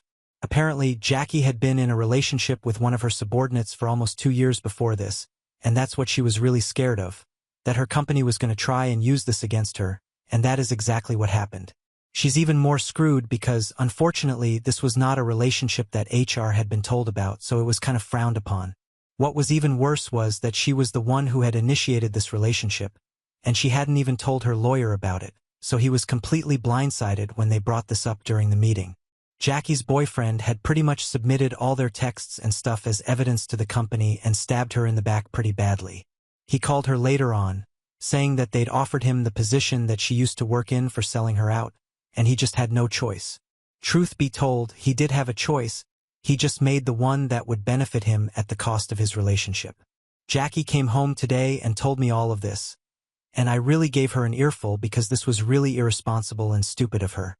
Not only was she putting herself in danger by not being completely honest with her lawyer and the people who cared about her, but she was also not even thinking about her kids who were looking forward to having her around all the time again. She was crying yet again, but today I was just too mad at her to feel bad about it. I told her that we all deserved better, and so did she, but if she wasn't willing to be honest and transparent, then there was very little the rest of us could do to help her out. After today's meeting, her lawyer had almost even quit because she hadn't been completely honest with him. I explained to her that this wasn't the time to be thinking about her image and so-called reputation, but to be thinking about how she could save herself from landing up behind bars, and for that, if she needed to bring out every single dirty little secret that she had, then she should do that and look out for herself. She seemed to hesitate a little bit, but she did tell me that she'd been considering getting her now ex-boyfriend to tell her why he'd sold her out on text so that she would have proof of the company trying to screw her over on purpose. I thought that was a great idea, so I told her to call her ex and get him to tell her how the company had offered him her job in exchange for all the screenshots. So she called him up, and then it was a pretty easy task to get that egoistic idiot to confess on the phone, and we recorded it and sent it to her lawyer immediately. We don't know if it'll be helpful or not, but at least we know that we tried. As for the other proof, the company will literally have nothing on her unless they decide to go ahead and falsify proof against her just to frame her. Luckily, she has all the original documents of their financial records, which she'd gathered before she was fired, so they won't exactly be doing themselves any favors by trying to plant false evidence. The biggest thing that they had against Jackie was her affair with her subordinate, but that's over now, and that's technically not even the point of this lawsuit, so it's not even relevant. It was only just a way to spoil her character. Update 5. So, I've been hounded by you guys for almost 2 weeks now because you want to know what happened between my parents and us, and why don't we speak to them anymore. I was trying not to talk about that because it isn't really relevant to the whole Jackie thing, but since you guys have been insisting for days that I tell you so, well, here goes. My parents were both drug addicts who pretty much neglected us our entire childhood and were the worst parents on earth. We lived off of our neighbors' and relatives' kindness and generosity because our parents had taught us not to expect anything from them from a very early age. They were never there for us in any capacity, so of course Jackie and I grew up being fairly independent and didn't rely on anyone because we knew that we couldn't trust them. They kicked us out the second I turned 18 and told us that we could now make a life for ourselves separate from them because they were tired of taking care of us, even though they barely ever had to. Neither of us ever knew who our grandparents were, and the only relatives we had were an old aunt on my mother's side and my dad's second cousin who used to live on the same street and helped us out once we got kicked out. He helped us through college, but then when Jackie graduated, he took up a job out of state, and that was the end of our relationship. Since then, it's just been the two of us, and we somehow managed to build a life for ourselves away from our horrible parents and crazy past. I think the last time that we even spoke to our parents was about 6 years ago. My mother had called to inform us that our father had been diagnosed with dementia. She didn't invite us to come home or anything and just told us that she felt like we should know because he kept asking about us. Jackie and I did think about visiting them once, but then we forgot about it because we got too busy with our lives. After that, we never received any other phone calls from our parents, and neither did we bother to go check on them. To be honest, we don't even know if they're alive or not, and we'd feel a little too guilty to go and find out at this point, so we've just let it be. Our lives are going on just fine without them. They aren't bothered about us, so we don't have to bother with them either. It's only the fair thing to do. Maybe that makes us terrible children, but honestly, they were pretty terrible parents to us as well, so whatever. Update 6. Hello to everybody who'd been following Jackie and my story. I told Jackie about the overwhelming response that we received, and she is eternally grateful for each and every one of you who bothered to write sweet comments or send supportive messages to her through me. She's finally done with the case and no longer has to worry about whether she is going to be there in her children's future or not. She came to an out-of-court settlement with the company where she was paid a substantial amount of money, so she would keep her mouth shut about the false evidence and all the false accusations that had been leveled at her. She is no longer going to work there, obviously, and is already looking for new jobs, which should be easy given her experience and knowledge in her field. For the time being, she's using the money from the court case to pay her bills and stuff. She's finally back to living a normal life now, and I really couldn't be happier for her. It's been almost 4 months since I posted here for the first time, and since then, so many things have happened that I almost feel like you guys are an equal part of the journey that the two of us went through, actually 3 if we count Frank. All of us have a weird, unspoken bond right now, and we know that we can always count on each other no matter what because after what we've been through, I hardly think there will be greater challenges in the future that we won't be able to handle. Even Frank and I became pretty great friends over the past few months because we would meet often when Jackie would be busy with her attorney and would need either of us to watch the kids. So it would either be him dropping them off at my house or the other way around. Eventually, we exchanged numbers and started talking to each other as friends. He's a pretty funny and sweet guy, and it's crazy that we met under such stressful and strange circumstances, but still became such great friends in such a short amount of time. Jackie thinks that he has the hots for me, but I really don't think that's the case, and even if it is, he's really not my type, and I'm not looking to date, so it's never going to happen, and we're always just going to be really good friends. But anyway, coming back to the topic, Jackie's finally done with the lawsuit, and she showed those people where they belonged because they're the ones who ended up having to pay her hush money and also sign an NDA so they wouldn't have to worry about her dragging their company's reputation to the ground once she was done with it. They're lucky that she didn't want any more drama or legal trouble, which is why she took the money quietly and left the situation as it was. She told me that she's going to get therapy for both herself as an individual and family therapy with her kids because after what happened, she really doesn't trust herself to be a good mother and feels like she's going to continue making mistakes that are eventually going to affect her children pretty badly. I offered to let her move in with me for a while so we could all live under the same roof and I could look after her kids whenever she needed me to or whenever she felt a little too overwhelmed so she doesn't end up putting her kids in any sort of danger and neglecting them like before. She hasn't responded to that yet and has told me that she needed a little more time to think because she doesn't want to take on such a huge responsibility. And she also needs some time to think as it is a pretty big move, after all, not just for herself but also for her kids, so she's going to have to make sure they're okay with it as well. I told her to take her time, but I really feel like it'll do them all a world of good to live with me, and I get pretty lonely at times as well, so it was very nice to have them over so frequently over the past few months, and I would love to turn that into something permanent or at least semi-permanent for the time being because I really do hope to have a family of my own someday as well. I don't know what's going to happen, but I'm honestly just relieved that the worst is behind us now. Update 7. Hi. So it's almost been a year since the last update, and wow, I can't believe I'm back here after so long. I guess if you go back to my last update, I was talking about how Frank seems to be into me, but I said something about him not being my type, and yet Jackie was very sure that we'd end up together at some point. It's crazy, but she was right. Frank and I have been in a relationship for almost 6 months now, and I just remembered about this thread and felt like I had to share this bit of information with you guys. So yeah, I guess he is my type, and even if he wasn't before, I can't imagine being with anybody else apart from him now. Of course, Jackie is very happy about all of this because I just proved her right, and she thinks that at least some good has come out of her insane goof-up last year with her kids and everything. But she's doing a lot better now and working in a much more stable company in a better position with higher pay. She moved out just a couple of weeks ago, but she's moved just down the street so I can visit her anytime, and it won't be any different than her living here. Another reason that I don't mind her moving out is because Frank is planning to move in with me next week, and I couldn't be more excited for it if I tried. I haven't dated anybody in the past 5 years, so this is a pretty big deal for me, and I hope that this works out. I actually kind of know that it will deep down because Frank is just the best guy that I've ever met in my entire life. He is sweet and sensitive and so insanely funny. I can understand why my nephew contacted him the first thing as soon as he made his social media account. The kids are doing better as well, and my niece is actually the top of her class right now, so that's something to be really proud of. My nephew isn't really one for academics but is doing great at football, and if he keeps this up, he might even make the varsity team in the future.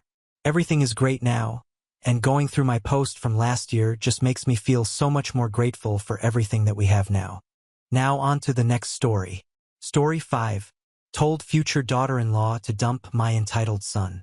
In retaliation, he proposed to a new girl with my money, so I kicked him out and had him arrested. My 42F son, Brian, 19M, has been dating his girlfriend, Shay, who is 18 years old, for about 3 years now. For context, while I love my son, I must admit that he hasn't turned out to be the person I hoped he would be. He lacks a strong work ethic and has no motivation to get a job or attend college, instead choosing to spend most of his time gaming and partying. On the other hand, Shay is the complete opposite. She is dedicated to her studies and aspires to become a doctor. She is also an excellent swimmer. She's a part of all of these extracurricular teams and is currently attending her first year of college about 2 hours from us. When they first started dating in high school, they were a perfect match. We enjoyed having Shay around, and my son even took better care of himself.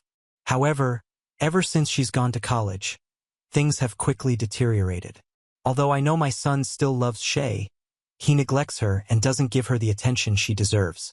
I feel as though it has something to do with her going to college. He chose not to. That was his decision.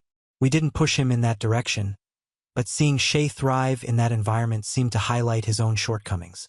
It seemed like he noticed it himself, so my husband and I never bothered to say anything. He became resentful, spending more and more time locked in his room, lost in a world of fantasy games that offered him the thrill and success he lacked in reality. I was home one day from work, and as I passed by his closed door, I overheard him on a call with Shay. His voice was strained, almost pleading, as he tried to explain away his absence and lack of effort in their relationship. Honestly, my heart ached for both of them.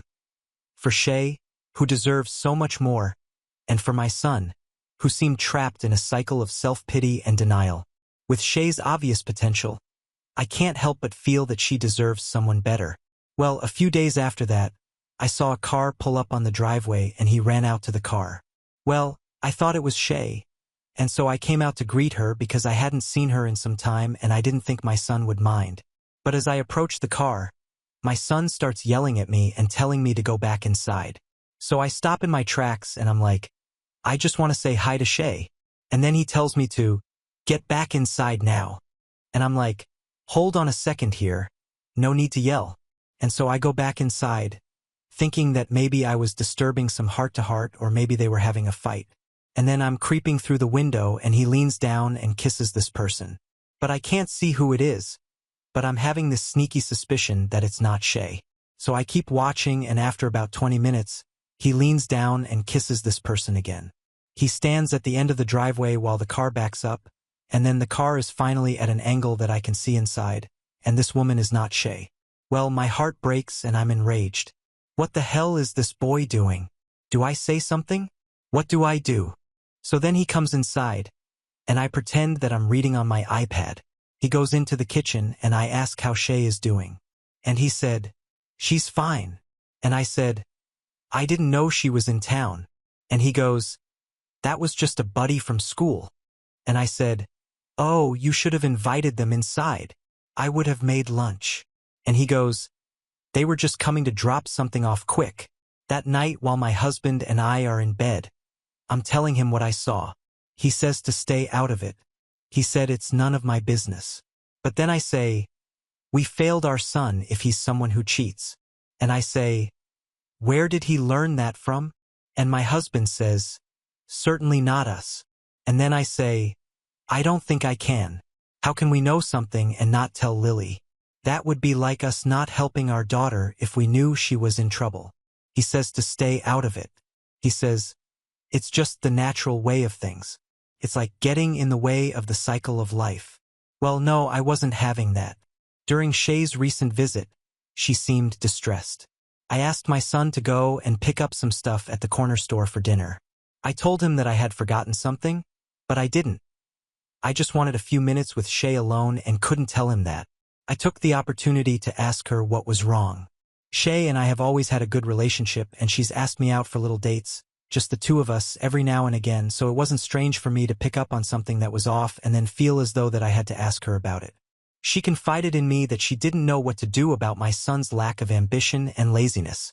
I told her that I couldn't see it changing anytime soon, as it had been going on for almost 2 years now, but it got worse when she had actually left for college. As soon as she made up her mind about going, I feel as though that's when something clicked in him. She then asked for my advice, and I suggested that she prioritize her own wants and needs. She had told me that she was planning on dropping out and coming back home and working at her grandpa's flooring store. I asked her if it was something her grandpa wanted to do, and if it was something that needed to be done in order to keep the store afloat. She said no, her grandpa was fine with the store, but she said that school was just hard, and it was hard to be away from Brian, and she couldn't focus properly because her and Brian were constantly fighting. She worked her butt off for a scholarship, and I told her she would be making a mistake if she dropped out of school and didn't give it more of a chance. She deserves someone who could match her passion and drive, someone who would support and uplift her in her journey towards becoming a doctor. But as much as I sympathized with Shay, I also couldn't shake the maternal instinct to protect my son. He was lost and struggling, drowning in his own insecurities and fears. But I tried to give her the same advice that I would any girlfriend of mine. Honestly, I see myself in Shay. Why would I let someone hold me back like that? And I do think of Shay as a daughter, and as a daughter, why would I let anyone hold my daughter back from her full potential? Then I told her that it's not worth staying with someone who holds her back. I said, now is the time for her to be selfish. Shay hugged me and thanked me and said she would consider my words carefully. My son came downstairs earlier today, furious, absolutely in a rage, because Shay had broken up with him through a text message. He told me that she mentioned discussions with your mom, which made her rethink the relationship, and she has to put herself first, and she has dreams and goals, and he's just not matching her energy. She basically told him that she deserves better. My son was angry that I had interfered and accused me of crossing boundaries.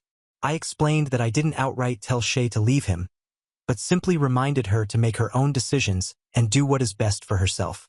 Now my son is not speaking to me, and my husband is frustrated, thinking that without Shay, my son will have a harder time getting out of his current rut. I also miss having Shay around. Update 1. Well, a few days after the breakup, my son comes up to my husband and he says that he found a course at the local college here that he wants to take. It's a digital media program for game design. This is the first time he's shown any interest in doing something with himself, so my husband and I sort of jump at this opportunity and show our support. He asks for an advance of $5,000 for the program, and he says he's going to pay us back because he has a plan to find a job and pay his way through school. Whoa, who is this kid? He's done a total 360 or so, I thought. Well, my husband and I gave him the cash so long as he promised to use it for school. If he got certain grades, he wouldn't have to pay us back. It would be our little gift for him. So he acts all happy and makes all these promises. About a week later, he brought that girl I saw in the car over for dinner. My husband is acting like nothing has happened. He's chatting with her and asking her questions, and my son is just sitting at the table with a big smile on his face. Then I notice this ring on her ring finger. Then I feel sick to my stomach. I feel like he's brought this girl over and he's doing this to me on purpose because of the conversation I had with Lily, and I hope to hell that this ring isn't what I think it is. Well, two can play this game. As dinner went on, I observed the new girl my son brought home closely. She was polite and engaging in conversation with my husband, but something about her demeanor seemed off to me. I noticed how she would subtly touch my son's arm or lean closer to him when she spoke, and it made my blood boil. It was as if she was marking her territory right in front of me.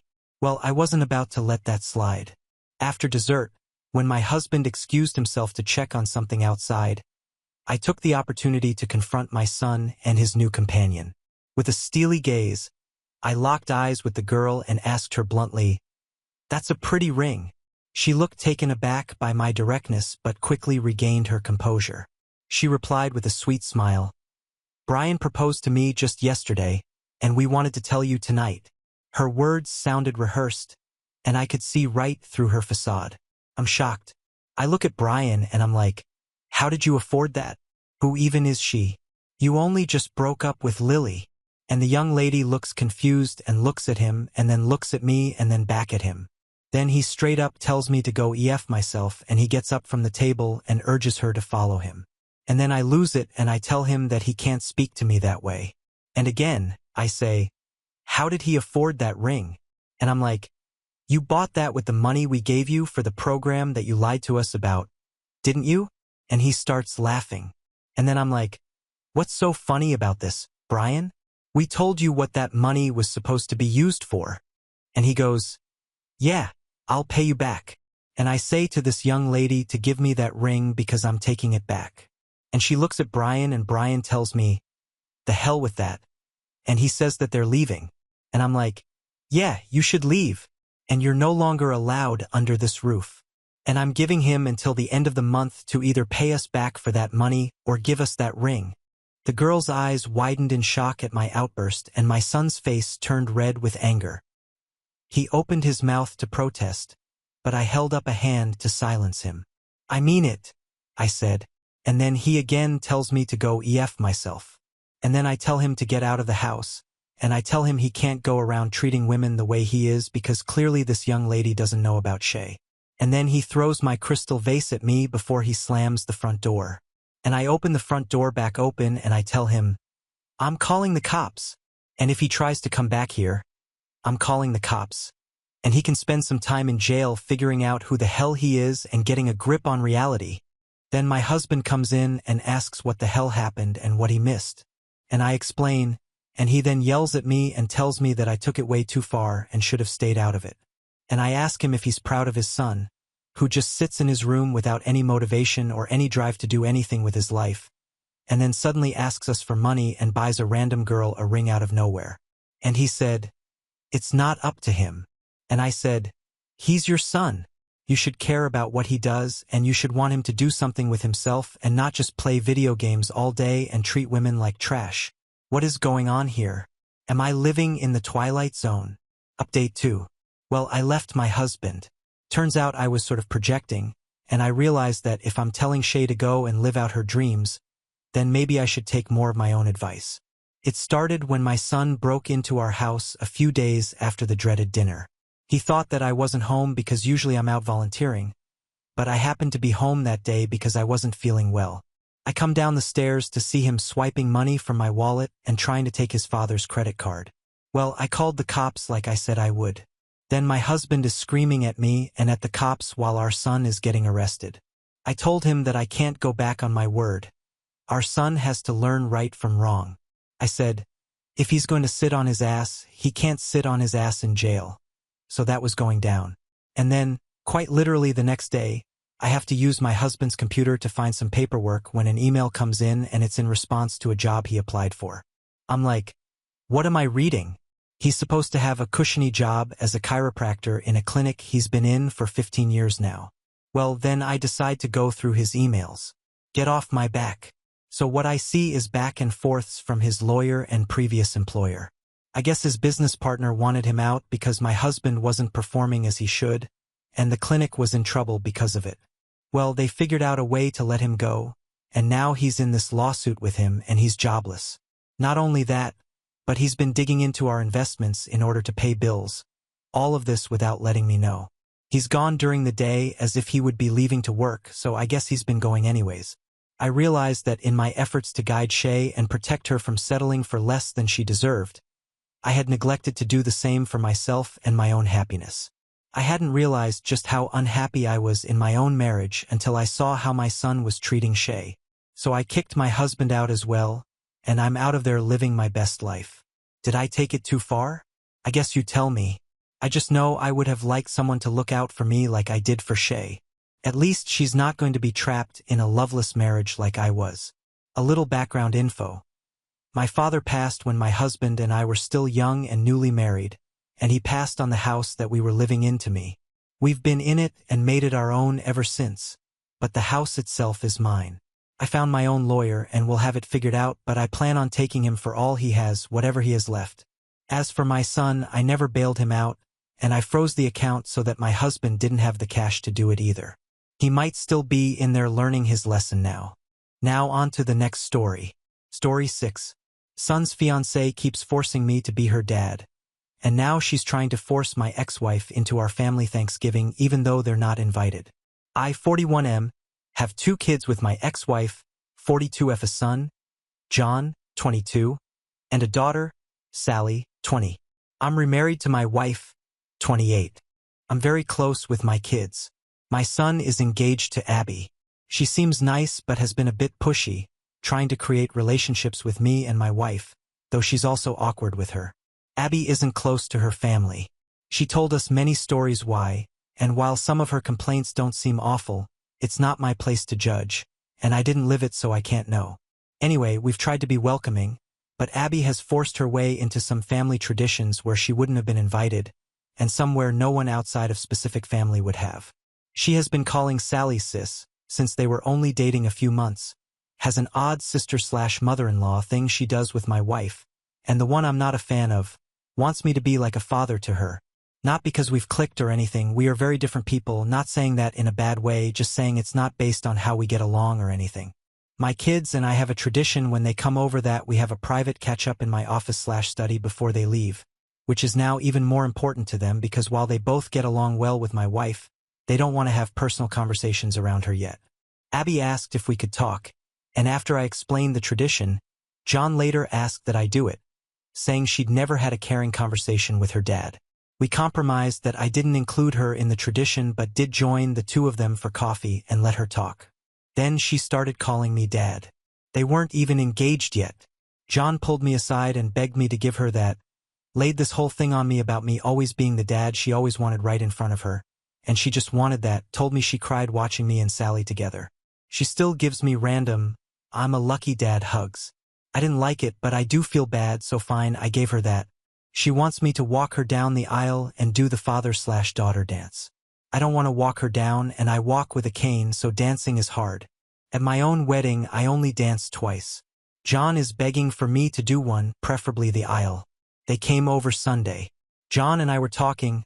I thought to address it when Abby walked in without knocking, asking if he told me yet. I asked what. John said she wanted me to say something about having a second daughter now in my speech and how I loved her. I just looked at him. She asked if I'd do the walk and dance for Sally. I said, of course. She yelled, she's my daughter too. And I said, it will never be the same. Sally is my actual daughter. I tried to explain I'd talk about her being a happy addition to the family and I love how happy she makes Jack, which I thought was a good compromise, but she started crying. John apologized and they left, but he called me when they were home, nearly begging me to. I said I won't lie and say I love her or she's my daughter. Update 1. I had planned on writing this sooner, but life got in the way in a couple of really good ways, but people were helpful and asked for updates and I have a surprise-free day, so here it goes. Mother's Day. My kids and their partners go to visit my ex-wife. So, it turns out my ex-wife and Abby are a lot closer than I realized. She calls her her mom, which is part of where this comes from. Also, apparently my ex has been egging it on. On Mother's Day, they were talking about the wedding, and I guess whenever Abby referred to me it was as her dad. My son apparently told her, let it go, which led to Abby yelling about deserving to be my daughter. Ex telling her that she's right. Son telling her that I am trying and she should be realistic about things. Sally telling her I only had one daughter, which was apparently a response to Abby saying to her that, as my daughters, they should be united. According to my son, Abby was crying. According to Sally, she was crying and yelling and kicked something before going to her room, and Sally told me she went off on her mom but would not elaborate, so I don't know what was actually said, but knowing Sally, woo boy. Around 2 a.m., I got a text from Sally's partner's phone saying, Abby really is great. She hasn't been perfect, but you should give her a chance and you will learn to love her. I saw it when I woke up. I tried to text her back but was blocked, so I called Sally, but they were driving. They stopped by my place later that day because I am on the way and my daughter prefers my liquor and cooking, and they told me about the night before. At the end, I asked to speak to her partner alone. I asked if I had done something to upset her. She was confused, and I told her I was blocked. She said I wasn't but checked her phone and I said it was after her message. She asked what message. I showed her. It was not on her phone anymore. At that point, we brought in Sally and caught her up. Neither of them were happy. A couple of days later, John and Abby dropped by unannounced. Not something we really do in this family, but okay. Fine. I had mad salmon. It does not take long to cook. I cook 2 more. Wife serves while I make drinks. The entire night was Abby trying to bring up the wedding, John trying to change the subject, Abby not allowing that we talk logistics because I'm helping them get some good deals through some professional contacts I have. When finally she just says, "So, I was talking to Mom. She said that you can walk me down the aisle and she'll do the dance, or you can dance and she'll walk. It's your call, but you need to choose soon." I reiterated that I could not dance.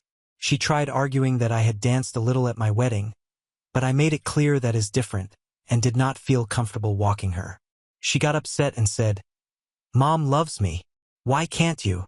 I felt bad but couldn't lie. I pointed out that she had John, who loved her, my ex-wife, friends. She had people who love her. She said, "But other than ex-wife, those aren't my parents." I said, "Neither am I." She was very emotional, so my wife and I gave them a few minutes. My son and I were alone later. He looked exhausted. He said the problem was that after Mother's Day, Abby had called Sally and kept saying they are both my daughters, that I did not get to be close with one but not both, and that it was them against me. But at that one, Sally cried havoc and let slip the dogs of war. Things were said. Grievances were aired. John had to hang up before it got worse, but I guess Abby was shaken. But there was a new problem. Abby had decided in her head that I did not mean what I have been saying and was just doing it for Sally. He told me he would handle it. Ron Howard, he did not.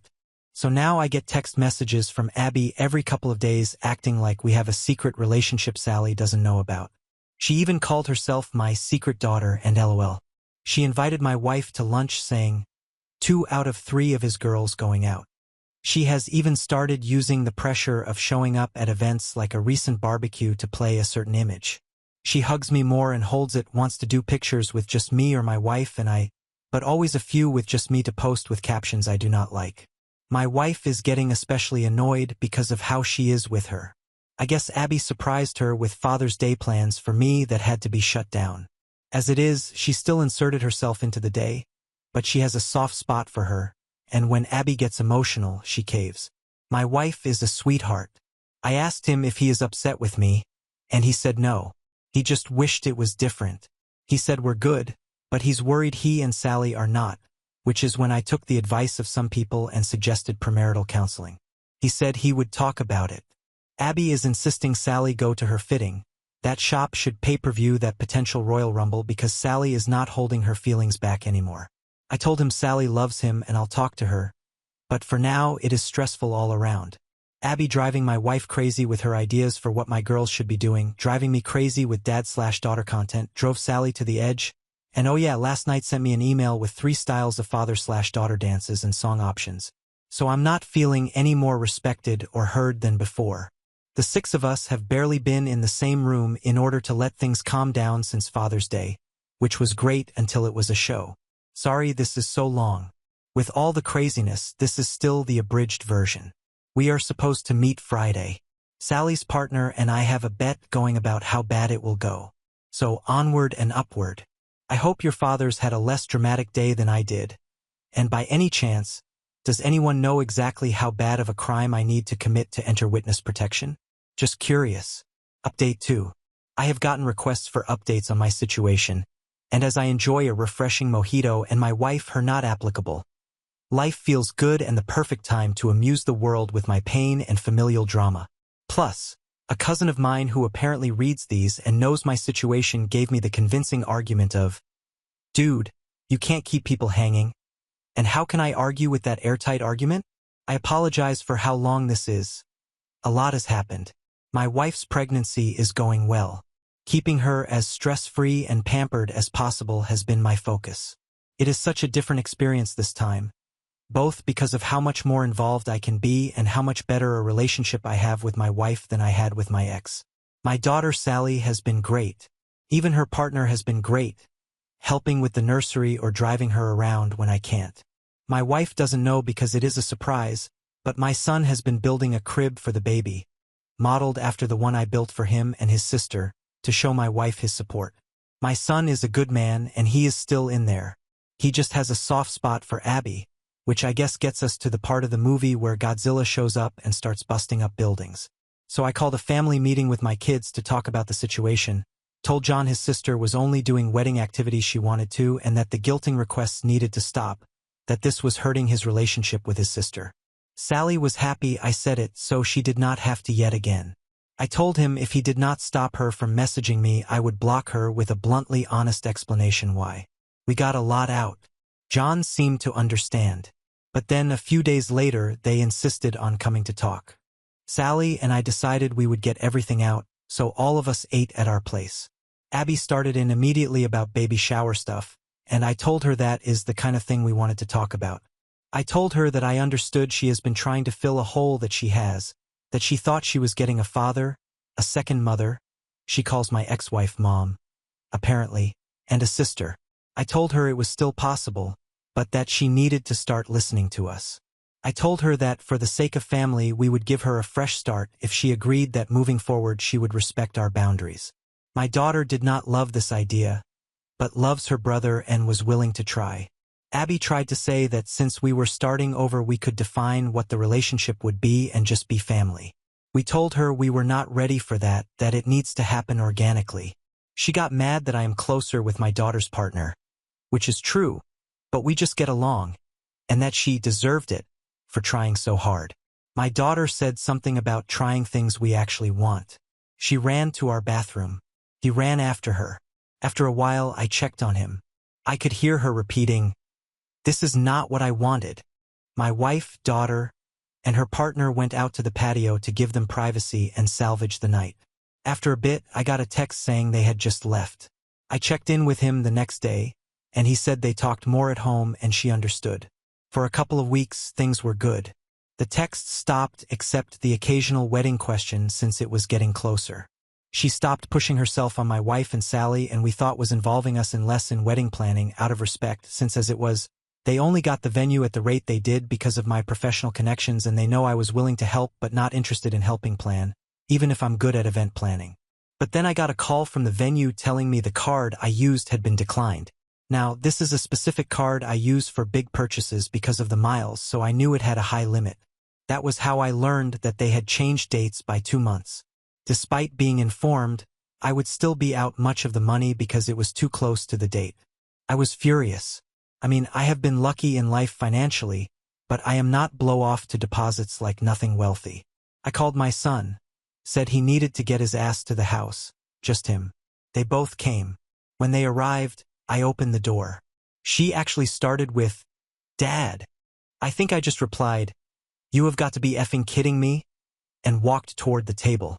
Abby had the nerve to ask where dinner was. My response was not polite, as I made it clear that was not why they were here. I hoped my son would not lie to me, so I asked what was going on with the venue.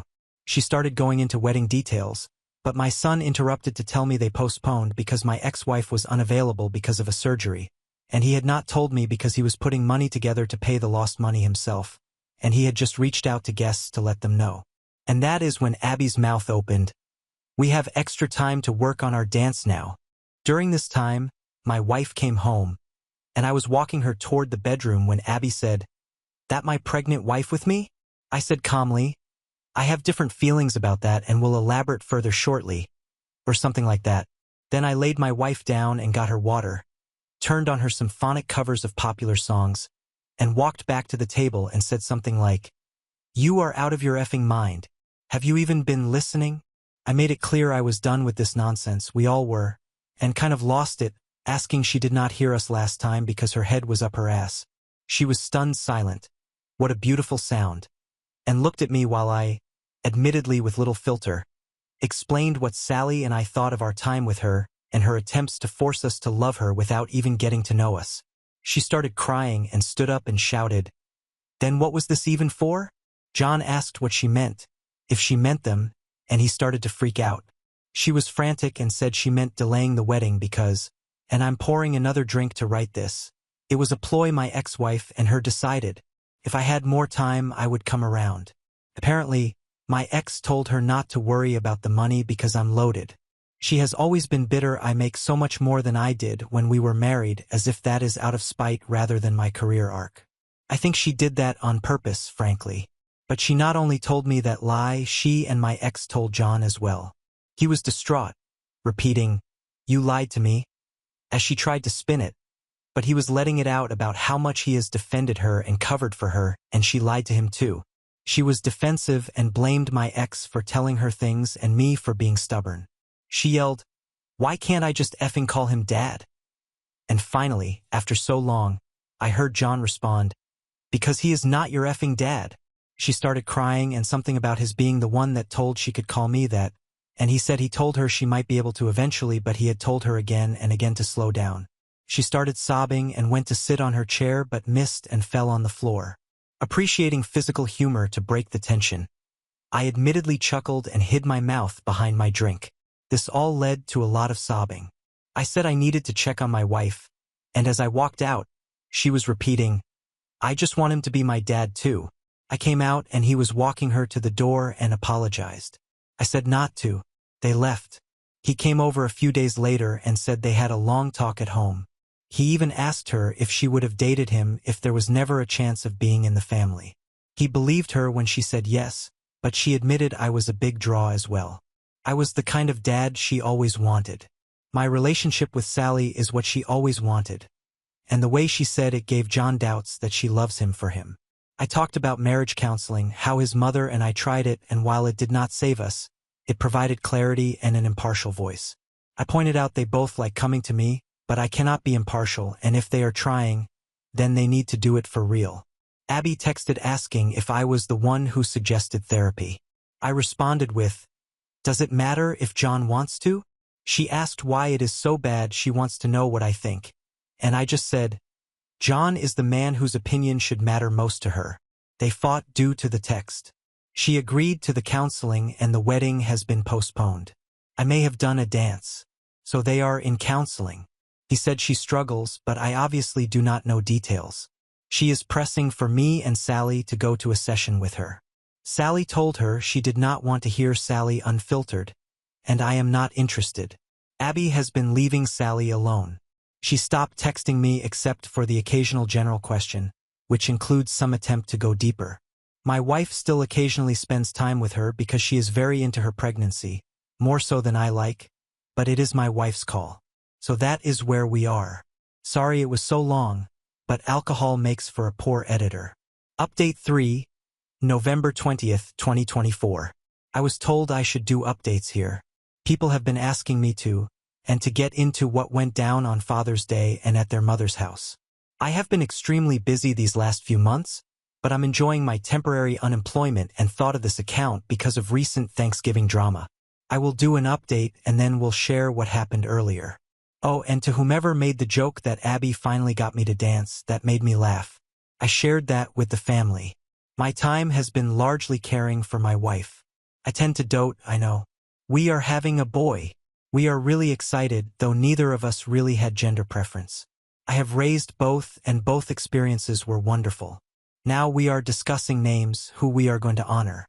I thought everything had been quiet, but recently found my wife crying and found out I was wrong. Given how busy I've been with work and my wife knowing I would be free again once we got into this month, my wife has kept this to herself. Apparently, Abby has been pushing for one Thanksgiving this year. Things have been quiet with Abby. My son said the wedding blowing up woke her up and that therapy had been helping. But then this. My understanding is that while John has been talking less with his mother because of all that happened, Abby did the opposite.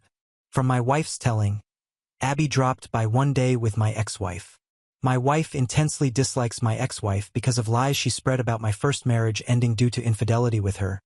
Despite there being no infidelity, and in the linear nature of time, making it impossible for us to have slept together back then. Before anyone asks, my ex-wife does not actually think there was infidelity. I would get into that, but I am sure I would sound biased anyway. So my wife looked at our camera app, saw who it was, and called my daughter. Apparently the two of them were keeping things from me because I was working 18-hour days and they did not want me dealing with anything else. I wish they had not done that, but I appreciate the thought. I am really lucky to have such caring people around me. My daughter called her mom and said something that made them leave in a hurry. She will not tell me what, but she smiles when I ask. I called John, but he was dealing with some hard work news, so I just was there for him and left the other alone. The next day, Abby came back alone this time. My wife saw it was her and asked her what she wanted through the door. Abby said to apologize. My wife let her in. She is too nice, and after a nice talk, Abby asked about the whole family getting together for Thanksgiving. My wife said, "Of course." She assumed as much. A couple of days later, in our group chat, we were discussing details, who brings what, and Abby asks what else is needed. I say John already committed, and she asked, "What about my ex-wife? What should she bring?" In the time I have known Abby, she has never made an intentional joke that funny. So I asked what she was talking about, and she mentioned the whole family comment, and my daughter and I both asked what made her think we counted her as family. She actually replied, "She is my family. I don't have a dad who wants me, just a mom, and my mom deserves to be with family on Thanksgiving." Sally replied, "Well, we'll miss you and John then." Abby asks how she can say that. John says not to call her stupid, and I say that is fair, but there is no real way she thought my wife thought she meant my ex-wife. At this point, my wife had filled me in. And then this is so stupid. She uses my son's phone to add my ex-wife to the group chat. She then thanks us for the invitation and asks what she can bring. As I was typing, my daughter beats me to it and asks what she thinks she is doing. She knows she is not welcome, but says it less politely. My wife types, "You could not have thought she was included when I said family." Abby responded that she was not coming as my family but as hers. Sally let her mom have it. She already is not talking to her much and said if my ex-wife is there then she is not. I mentioned there was never a chance X was going to come and said I understand Abby and John wanting to go to their mom's house, so she is not alone. John typed, "Plans not definite. We let you know." He has since told me that he is not going to go to his mom's place but wanted to tell Abby alone first. All I can think about is the comment about not having a dad who wants her because it means she is still thinking about me as a dad. I believe just a negligent one. I mentioned that to my son, and he said he noticed it too and had brought it up at therapy because family is such a frequent topic, though I obviously do not know details.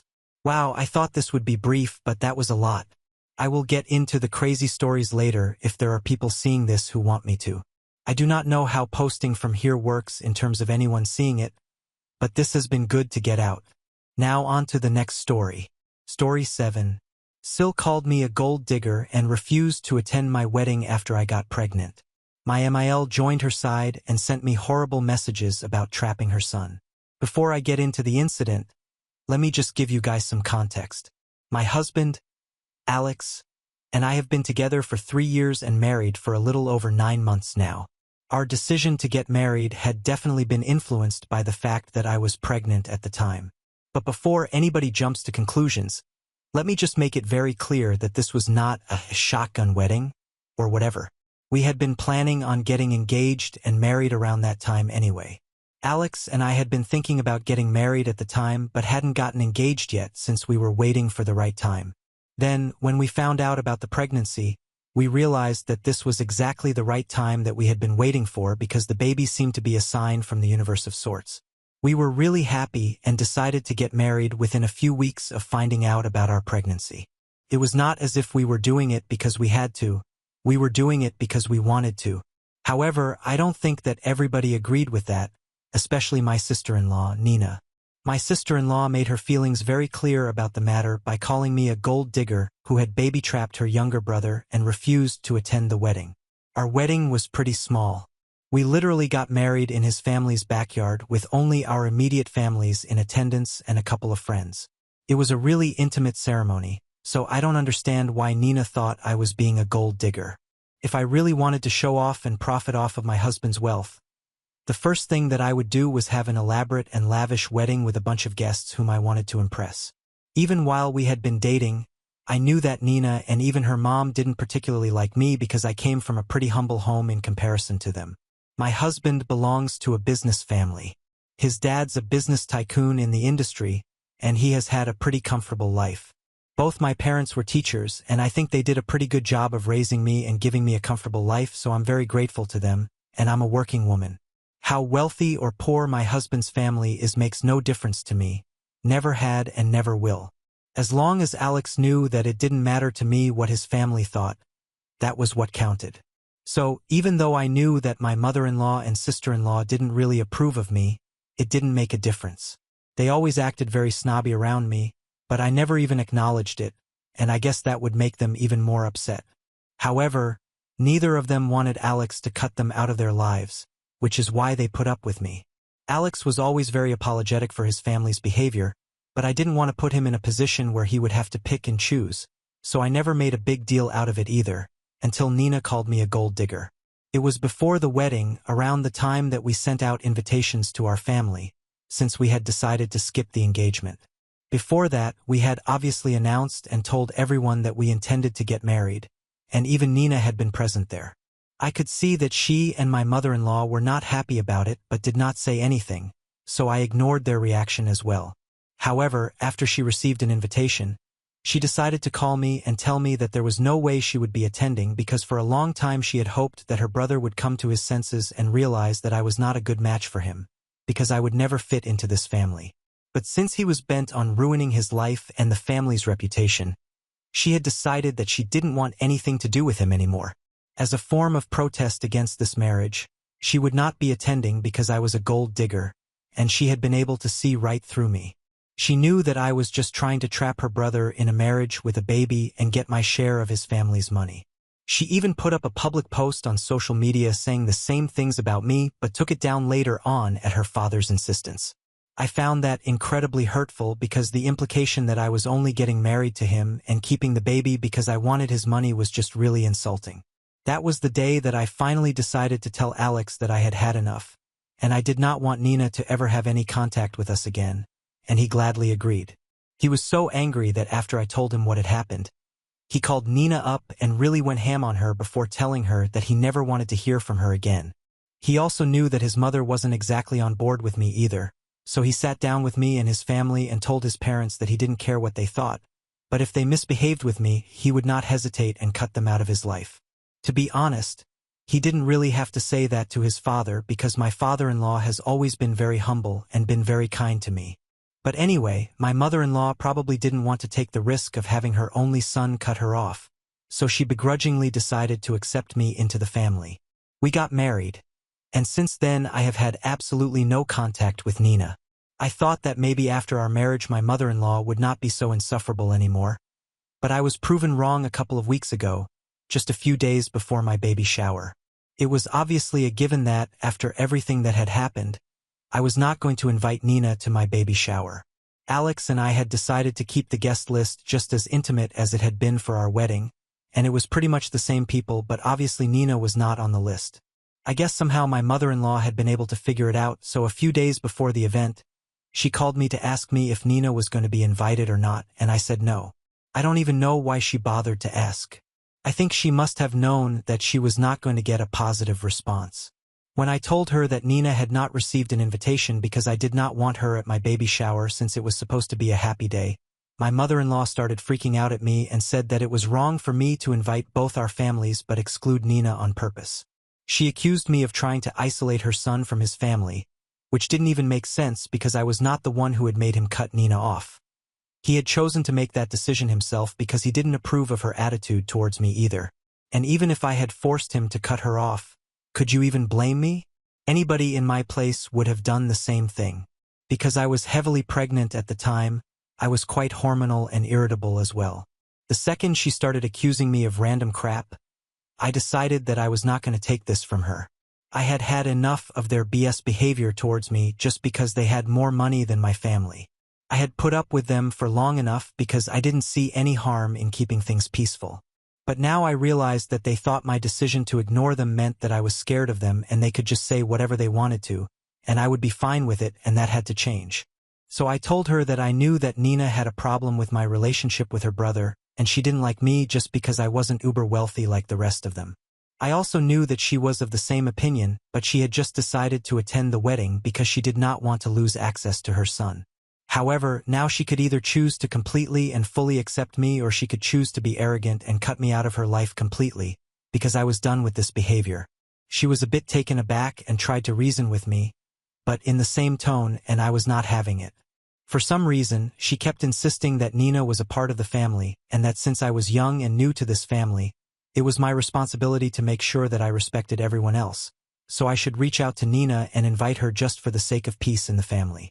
I thought that her reasons were ridiculous, and I straight up told her that I was not going to do any of that, and if she didn't approve of my decision not to invite Nina, she was free not to attend the baby shower as well.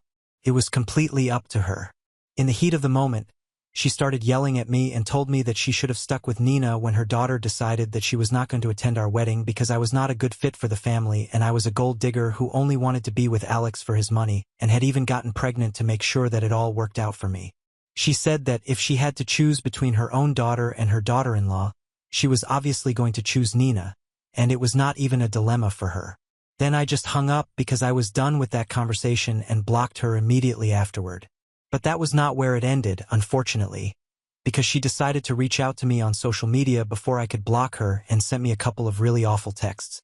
She told me that she knew Nina had been right about me all along, and that somebody like me would never have been able to fit into their family because I wasn't even raised right, that I didn't have any class, and that her son had made a grave mistake in choosing the right fit for the family.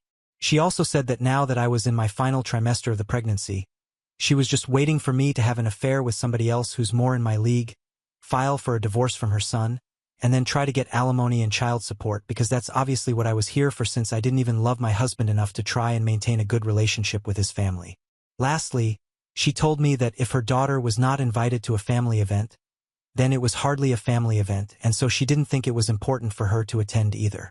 That was the last text that she sent me before I blocked her on social media as well. Like I said, since I was pregnant, I was quite hormonal and irritable, but I was also feeling very emotional, and so I ended up having a total breakdown over those messages. My husband had been at work that day, so I decided to call him and get him to come back home so he could calm me down, and he did so. Alex is a wonderful person, so it didn't take him long to read those messages, take stock of the situation, and immediately tell me that he had decided that he was going to cut his mother off as well. The only person in his family who had stayed in touch with us even after that incident was his father, because like I said, he was a good and humble man. My father-in-law even told me that he had tried to talk to his wife several times and explained that I was not the kind of person that they thought I was, but it didn't even matter because it always ended in a huge fight, and he had stopped trying altogether. My baby shower was only attended by my parents, Alex and his father, and a couple of our friends, and I was completely fine with that because I realized that these were the people who actually cared for me, and I was really glad that my mother-in-law and Nina were not there. Then, a few weeks ago, I finally gave birth to my beautiful daughter, and even on the day of her birth, it was just a few people who were there. Once again, I was quite grateful that my MIL and Nina were not there because they were just negative presences in my life, and I had already made up my mind, and I didn't want anything to do with them anymore. I had kept my cool and ignored their awful behavior for quite a while, but they had never changed. Even Alex didn't want anything to do with them anymore, so it was all good. After the birth of our daughter, both Alex and I got really busy with her and didn't have time to think about these things either. But I had taken note of the fact that neither of them had even bothered to reach out to us to congratulate us or even ask about the baby. I thought it was pretty strange that they claimed that they loved Alex but didn't seem to care even a bit for such a huge milestone in his life. I had even spoken about this to him, but he told me that he didn't care because all that mattered was that I was with him and that our daughter was healthy. Besides, the only member of his family who actually mattered, his father, had been quite active and involved, so we were fine with everything else. I honestly hadn't expected my mother-in-law to reach out to me anytime soon. But then a couple of days ago, she showed up at our house and started demanding to see her granddaughter. At first, I had even refused to open the door to let her in, and I told her to go away, but she was someone who had said that it was her right as the grandmother of the baby to be allowed to see her, and I had absolutely no business trying to stop her. I found that laughable because she had suddenly just remembered that she was the grandmother of this baby. And yet she hadn't been there for the baby shower or the birth and hadn't even bothered to congratulate us after that. So she really wasn't a grandmother by any definition of the word. You can't choose when you get to act like family and when you don't want to. So I told her that I did not consider her my family, and as the mother of the baby that she was demanding to see, I think I definitely had the right to tell her that I wasn't going to let her in. Then she continued to argue with me. So I decided to bring out my phone and read out the messages that she had sent to me after we had our fight before the baby shower. I read them out in those exact words, and then I told her that after this, if she still expects me to let her back into my life or even be part of my daughter's life, then she is either delusional or crazy. And then I slammed the door shut and told her to go away before I called the cops. She still didn't go away though. She stayed outside and kept yelling at me for a couple of minutes before finally leaving. After she left, I finally called Alex and told him what just happened, and he came back home from work. I am on maternity leave, so I'm at home most of the day, and I don't want this to happen again. So I told him that he needed to talk to his family and tell them that this was not acceptable. Earlier, it was they who did not want to accept me into their family, and now I don't want them as a part of my family. I think I'm being fair enough, and what I'm asking for is completely reasonable, and my husband is on board with it. But surprisingly, my father-in-law thinks that I should give it some time before I come to a conclusion. Apparently, he was the one who had told his wife that she should visit me at least once and try to make things work with Alex and me. But I don't know what she was thinking, since instead of trying to make things better by apologizing, she decided to come here and start a fight with me. If anything, it made the situation much worse than it was before. What I don't understand is my father-in-law's stand on the whole situation. He keeps telling us that he understands what we feel about his wife and daughter, and yet he thinks that we should give the situation some time to cool down and then try again. Basically, he told Alex not to speak to his mother right now about anything to do with me because the situation is quite heated, and he doesn't want her to feel even more hurt than she already is. She has been quite distressed over the fact that her son hasn't been speaking to her, and Nina has been very upset about it. I find it incredibly strange that my father-in-law expects us to take their feelings into account before we do anything, but that has never been the case with us. Neither Nina nor her mother has thought about me and how I feel about things, or even how Alex feels about certain things, before just saying and doing whatever they want to. Alex had decided to call his father up and speak to him before doing anything, and that has been his response. My father-in-law said that he has been having a hard time trying to keep everything together in the family, and he doesn't want Alex to make things worse by telling his mother that she's not allowed to see her granddaughter right now, and that she needs to stay away from our family. My only gripe with the situation is that if Alex doesn't speak to her right now, she's going to think that she can do this again, and I don't have the capacity to deal with it right now. So it is very important for me that this is made clear to her so she avoids showing up again. Both Alex and I found it very upsetting that he was suddenly acting like this even though he had always been on our side wholeheartedly in the past. We found it very difficult to understand what had caused the sudden change in his behavior, and I had started to feel really agitated by how he had continued to argue with Alex even after being explained everything.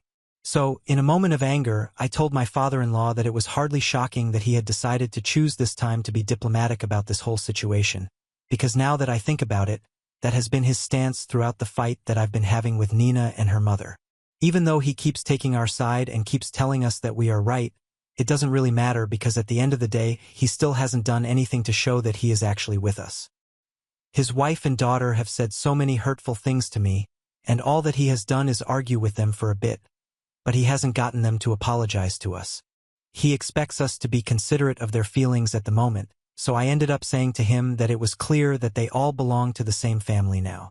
That created quite a stir because even Alex felt quite offended by that since he thinks that it's not very kind of me to group him and his father in the same bracket as his sister and his mom since he doesn't think that they are alike in any way whatsoever. Now he thinks that not only do I owe him an apology, which I do, but he also thinks that I owe his father an apology. His take is that families are complicated, and his father probably didn't have any bad intentions, but I took it too far. Now I have apologized to Alex, but I'm holding out on the apology to my father-in-law because I'm still upset by the fact that he expects us to be considerate of Nina and her mother's feelings, especially when they have never been considerate of mine. So, AITA for telling my father-in-law that it's clear he belongs to the same family as my mother-in-law and sister-in-law as an insult? Update 1. Hey, thank you so much for all the comments and the advice that you guys gave me. It really means a lot, and yeah, after a lot of thinking, I decided to speak to my father-in-law. I didn't outright apologize to him and tell him that I was really terribly sorry for the words that I used, but I explained that it had come from a place of hurt and betrayal, and I also explained why I had been feeling that way. All this time, I had always thought that he was completely on our side and would keep fighting for us, but right now, the way he was trying to take a diplomatic stand on the situation just didn't sit right with me. So, I decided to call him, and it was a bit disrespectful, so I would like to apologize for that. We were speaking to each other on the phone, and he was reasonable enough. So he told me that he forgave me because had he been in my place, he probably would have been feeling the same way, and I probably had a lot on my mind as well since we were new parents, and the first time around it's obviously very difficult to cope with so much that's happening. On top of that, my mother-in-law must not have made it easier for me by showing up and trying to push me around. He told me that he completely understood that, but the day that it happened and she had come back home, she started crying immediately and was having a breakdown about how much she missed her son. So, keeping that in mind, he had decided to tell us that we needed to let things cool off a little bit, before telling her that she wasn't allowed to come here anymore, because he was afraid that it would push her off the edge. He also explained that he was against how his wife and daughter were behaving, but he couldn't exactly abandon them, not at this point in his life because his wife has always been very supportive of him even when he had his tough phases, and Nina is his daughter, so well, that's an explanation in itself. And I respected that it was his personal choice, and I'm not going to question it. Anyway, we talked it out, and the conversation ended on a good note, so I'm happy with my decision to speak to him. Things between Alex and I are fine as well since I apologized to him that day itself, because I immediately regretted what I had said. I know that he really isn't like his mom or sister. He's very different from all of them, and I love him, so I sorted things out with him immediately. We have also decided that we are going to wait before we contact his mother and tell him that she needs to stay away at the moment, like my father-in-law had advised us to. Update 2. Hi, so it's been a little over a week since my mother-in-law visited and we had that fight. Today, Alex and I spoke to his father again, and he told us that we could speak to his mother now since she was back to her usual self, which meant that she had gone back to ranting about me all the time. Alex decided to unblock her just so he could send her a message saying that he did not want her coming around after the incident that had taken place the other day, since it was very obvious that she did not approve of me. If she was going to be disrespectful, then she had no business coming around and expecting me to let her see our daughter because our baby was my daughter first and her granddaughter second. He also told her that she had not bothered to even reach out to him and congratulate him when he became a father, so it's quite stupid of her to claim that she has the right to see her granddaughter whenever she wants to because she's the grandma. He could understand that she and Nina had not reached out to me and congratulated me because they didn't like me, but they claimed to be his well-wishers and said that they loved him, which is why they didn't like me in the first place. So it didn't make sense that they hadn't even bothered to congratulate him if they cared about him so much. Honestly, it was a pretty valid point, and he got a lot of the built-up resentment out of the system with that message. After he sent it, he blocked his mother again, and later on, we found out from my father-in-law that she had an anger outburst after she received that message, and she was going to come visit us again so she could speak to us in person, but my father-in-law had stopped her, and that had ended another huge fight between the two of them. I know a lot of you think that he should leave her, but I don't think that's going to happen, and I know for a fact that even this time he's going to make it work with his wife. That's just how their marriage is. Don't ask me. Update 3. Hi, so my daughter is 3 months old now, and things have been great with her in the past 3 months. Nina and her mother did not try to contact us at all after that message that Alex had sent, and we were quite relieved. But we did stay in touch with his father though, since even though he did not want to leave the side of his family, he was still nice to us. And it was up to us how he wanted to deal with the situation, so as long as he was kind to us, we didn't have a problem keeping in touch with him.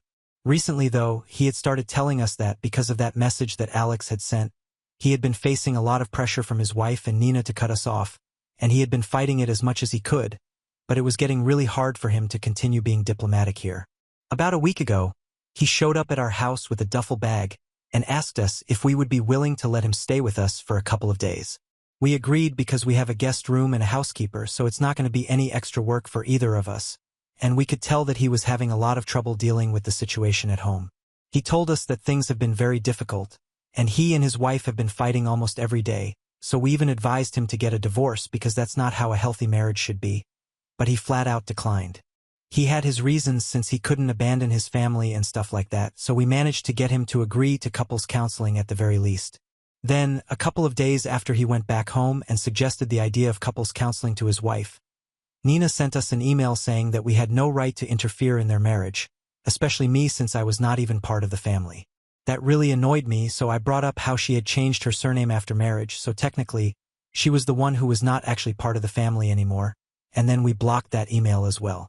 I don't know why she's so desperate to talk to me if she hates me so much, but anyway, my father-in-law said that he and his wife are going to couples counseling now, and I guess things might work out for them, or even if they don't, they're still going to stay together, so it doesn't matter. But Alex and I are going strong and are having the time of our lives with our daughter, so none of these things matter to us. It's just a loss for his mother and his sister that they're never going to get to know our daughter.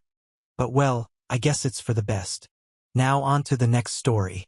Story 8.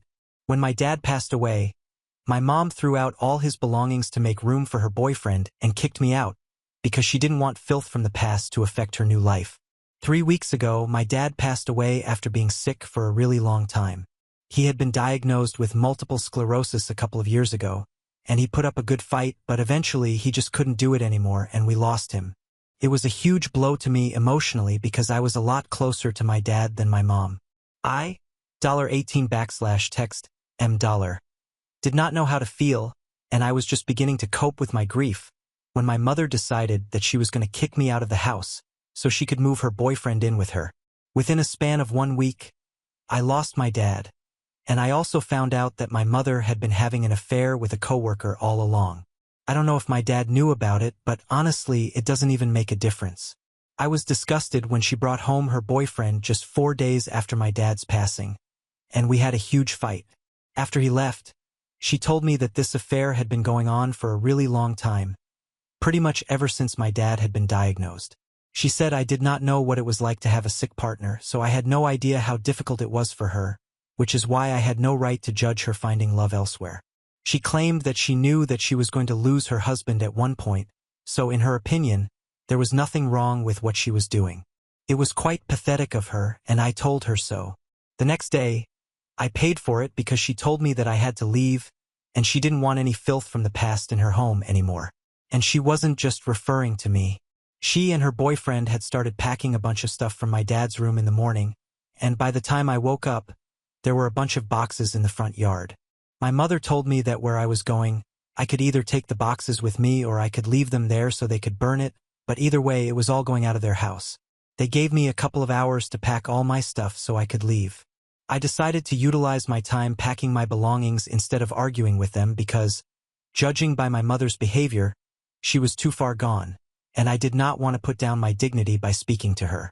We had pretty much stopped getting along a couple of months before my dad passed away because she had been fighting a lot with him, and I did not think it was right to keep arguing with him about petty things and be so horrible to him, especially when we knew that he was not going to make it.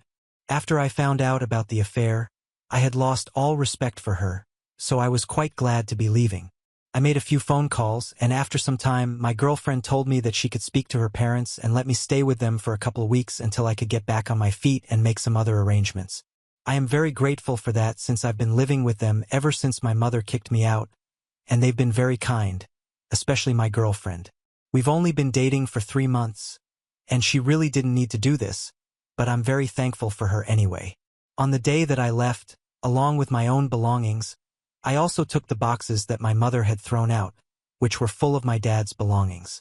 I figured that I definitely could not let them burn it, since that would mean losing the last bit of whatever my father had left behind. It ended up with my room being extremely cramped because of all the stuff that was in there, but it was worth it. For the past couple of days, I had been avoiding even looking at those boxes, let alone going through them. The reason for that was quite simple. It reminded me too much of my dad, and I was just not ready to go through it. I knew that it would end up with me crying on the floor because I missed him so much already, so I had been avoiding it like the plague. But 2 days ago, I made up my mind that I was going to go through some of the boxes no matter how hard it was. And I got incredibly lucky because the first box that I picked was full of documents and paperwork from my dad's room. Before he was moved to the hospital in the last few weeks of his life, He was working out of his room in the house since he was in no shape to go out every day. My father was working as a tax consultant in a huge firm, so there was a lot of paperwork about that, and I didn't understand most of it, so I just kept it aside. I kind of made my way to the bottom of the box, and there I found a blue manila file with my name on it. And that was it. What I found in there is going to finish my mom, and I'm here for it.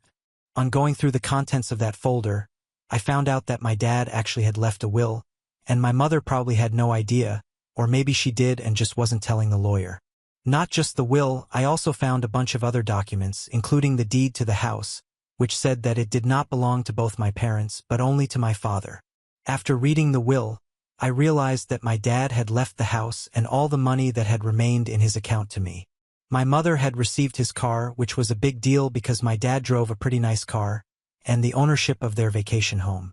I realized that my mother had absolutely no right to kick me out of the house because it did not even belong to her anymore, or at any point in time. First, it belonged to my father, and now it belongs to me. So far, my dad's lawyer had told me that his assets were going to remain frozen until the court had come up with a way to decide how his assets were going to be divided. However, after I found those documents, I called him up immediately, and I told him what I had found. I invited him to my girlfriend's house and asked him if it would be possible for me to move back into my own house, because my dad clearly stated in the will that the house belonged to me, not my mother. He told me that I was definitely free to do that if I wanted to, because my mother had no right to kick me out in the first place, at least not without proper notice. That was all that I needed to know. He could deal with the execution of the will, but I was going to deal with the situation with my mom. I called her up immediately afterward, and I told her that I had found out about the will that my father had left. He had stated that the house was going to be left to me, and so was all the money in his bank account.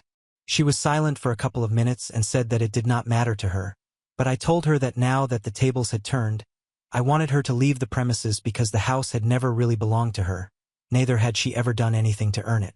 She had been horrible to my dad, and now she was being horrible to me, so I told her that I wanted her out by the end of this week. And that's when she started groveling.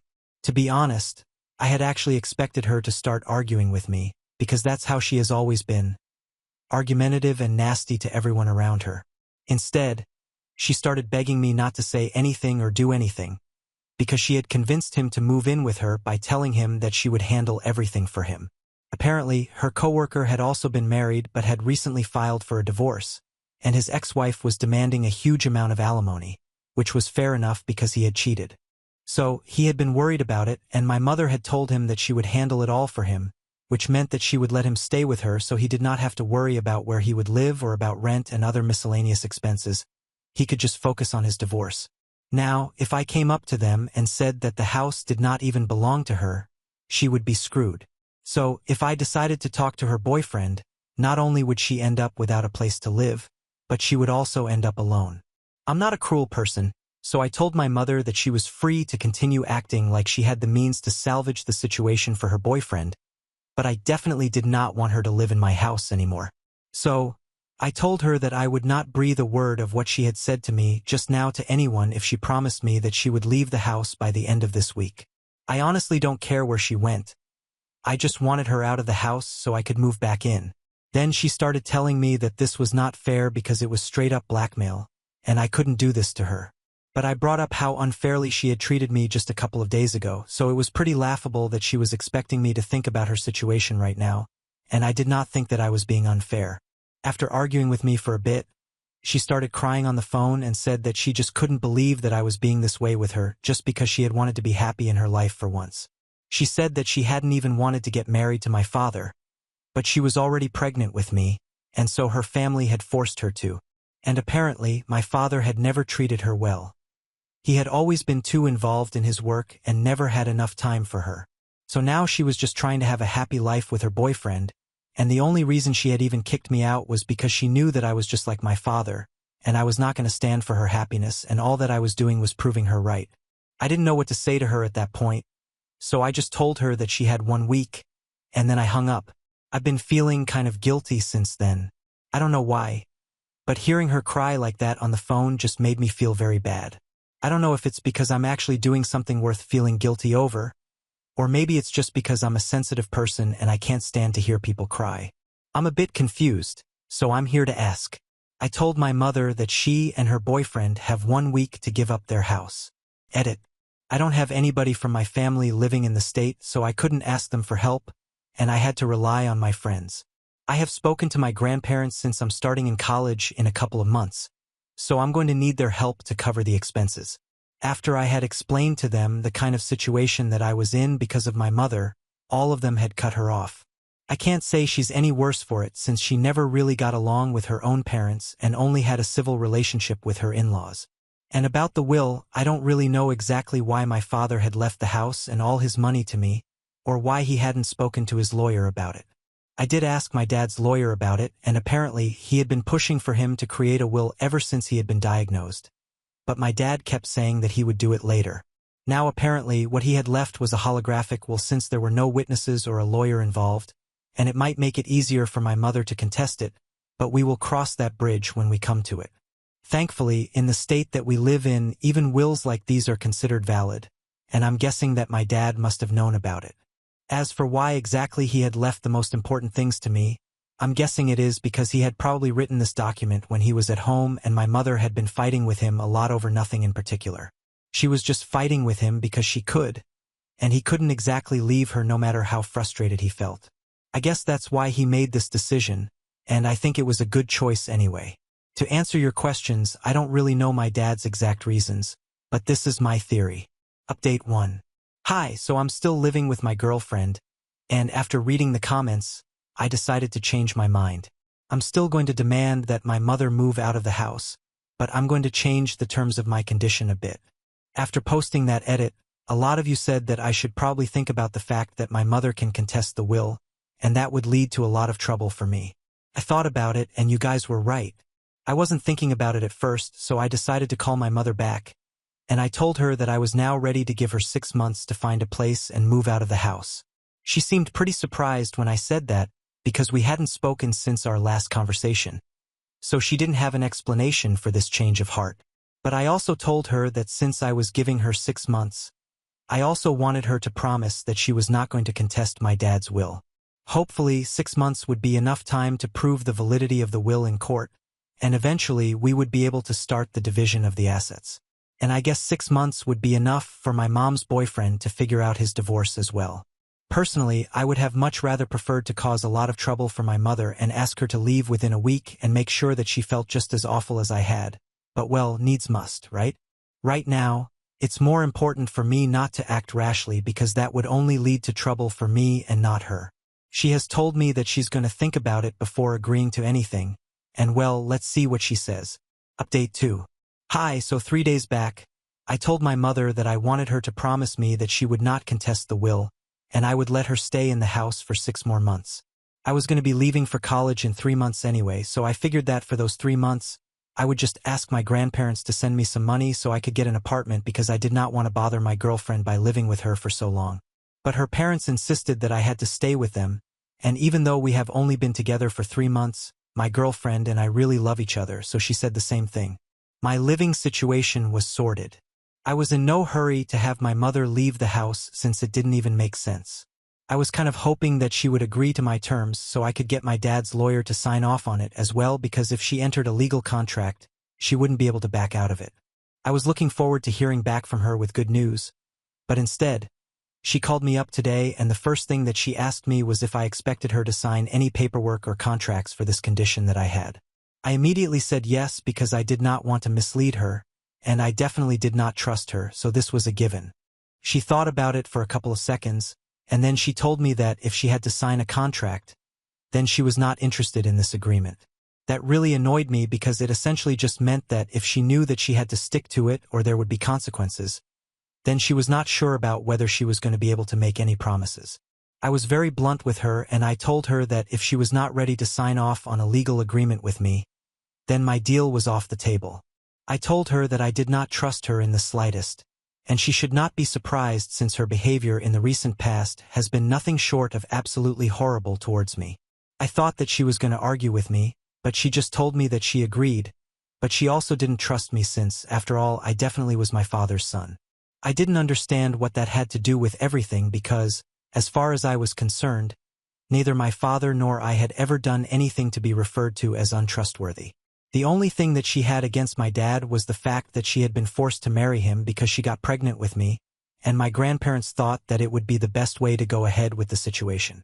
That's not my fault, and neither is it my father's fault. If she didn't want to marry him, she should have fought for her rights.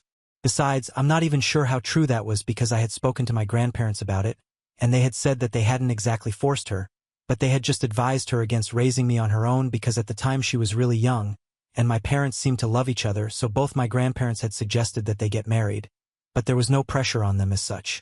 And the other problem that my mother had with my dad was that he worked too much. I don't even think that's a real problem because, of course, he had to do it. My mom did not even work in the first few years of their marriage and only started working recently, around 7 years ago. She was able to get that job just because one of her friends and her husband had started that company. Otherwise, she wouldn't have even been able to find that job that she constantly kept bragging about.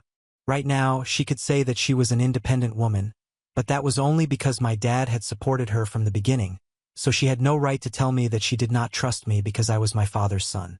I was really annoyed with her, so I told her that she was free to do whatever she wanted, but since she was not going to sign a contract, I wanted her out of the house. Then she was about to say something, but before she could, I hung up. She tried to call me several times after that, but I'm just too annoyed to speak to her right now. In the past half an hour, she hasn't called again, but I know that she will, but I am only going to speak to her after I cool down. Update 3. My mother did not call me again after the last conversation that we had, which I had mentioned in my last update. I kept waiting for her to call for the next 2 days, but she only called me today. I was kind of nervous because I didn't know what to expect. To be honest, on one hand, I really wanted her to sign off on the deal that I had suggested. That I let her live in the house for 6 months until she's able to make other arrangements for herself and in return, she doesn't contest the will. I thought I was being really fair, but after the last argument that we had, I didn't know if she was going to agree to it now. So, when she called me up today, I tried to be as polite and civil as possible because this was not just about her. I had something to lose as well. I had been hoping for good news, but unfortunately, as soon as I picked up the phone, she told me that she had made her decision and she had decided she was definitely going to be contesting the will, and she had even spoken to a lawyer regarding it as well. I was taken aback because that obviously meant that she was not going to be living in the house anymore since it belonged to me. I told her that if she was going to contest it, it meant that she was no longer going to live in my house anymore. I thought that it would bring her back to her senses, but she just told me that I had no right to take her out because so far the will hasn't even been approved as valid. And she had a point, but it also meant that she had no right to kick me out either, since we are in a bit of a gray area right now. So, I told her that we were probably just going to have to all live together until the probate was over. Obviously, that idea made her really uncomfortable, and after a couple of seconds, she told me that she was going to find a place to live, but she was going to take her own sweet time because I had no right to tell her what to do. Once again, I told her that she was free to take as much time as she wanted, but I was going to move back in by the end of this week. Then she started yelling at me and said that I was being a complete nuisance and she had done absolutely nothing to deserve this kind of harassment that I was putting her through. I almost did a spit take at that point, because my harassing her was the biggest joke of the century. Anyway, she just kept trying to yell at me, but I just hung up because I didn't think we had anything more to talk about. She has made her decision, and I don't think I can influence it anymore, so I'm going to do whatever I think is the right thing to do, and she can't stop me either. She just has a measly, stupid boyfriend who is going through a divorce himself, so I don't think he's going to be any help to her. Whereas I have the rest of my family and even my girlfriend and my friends on my side.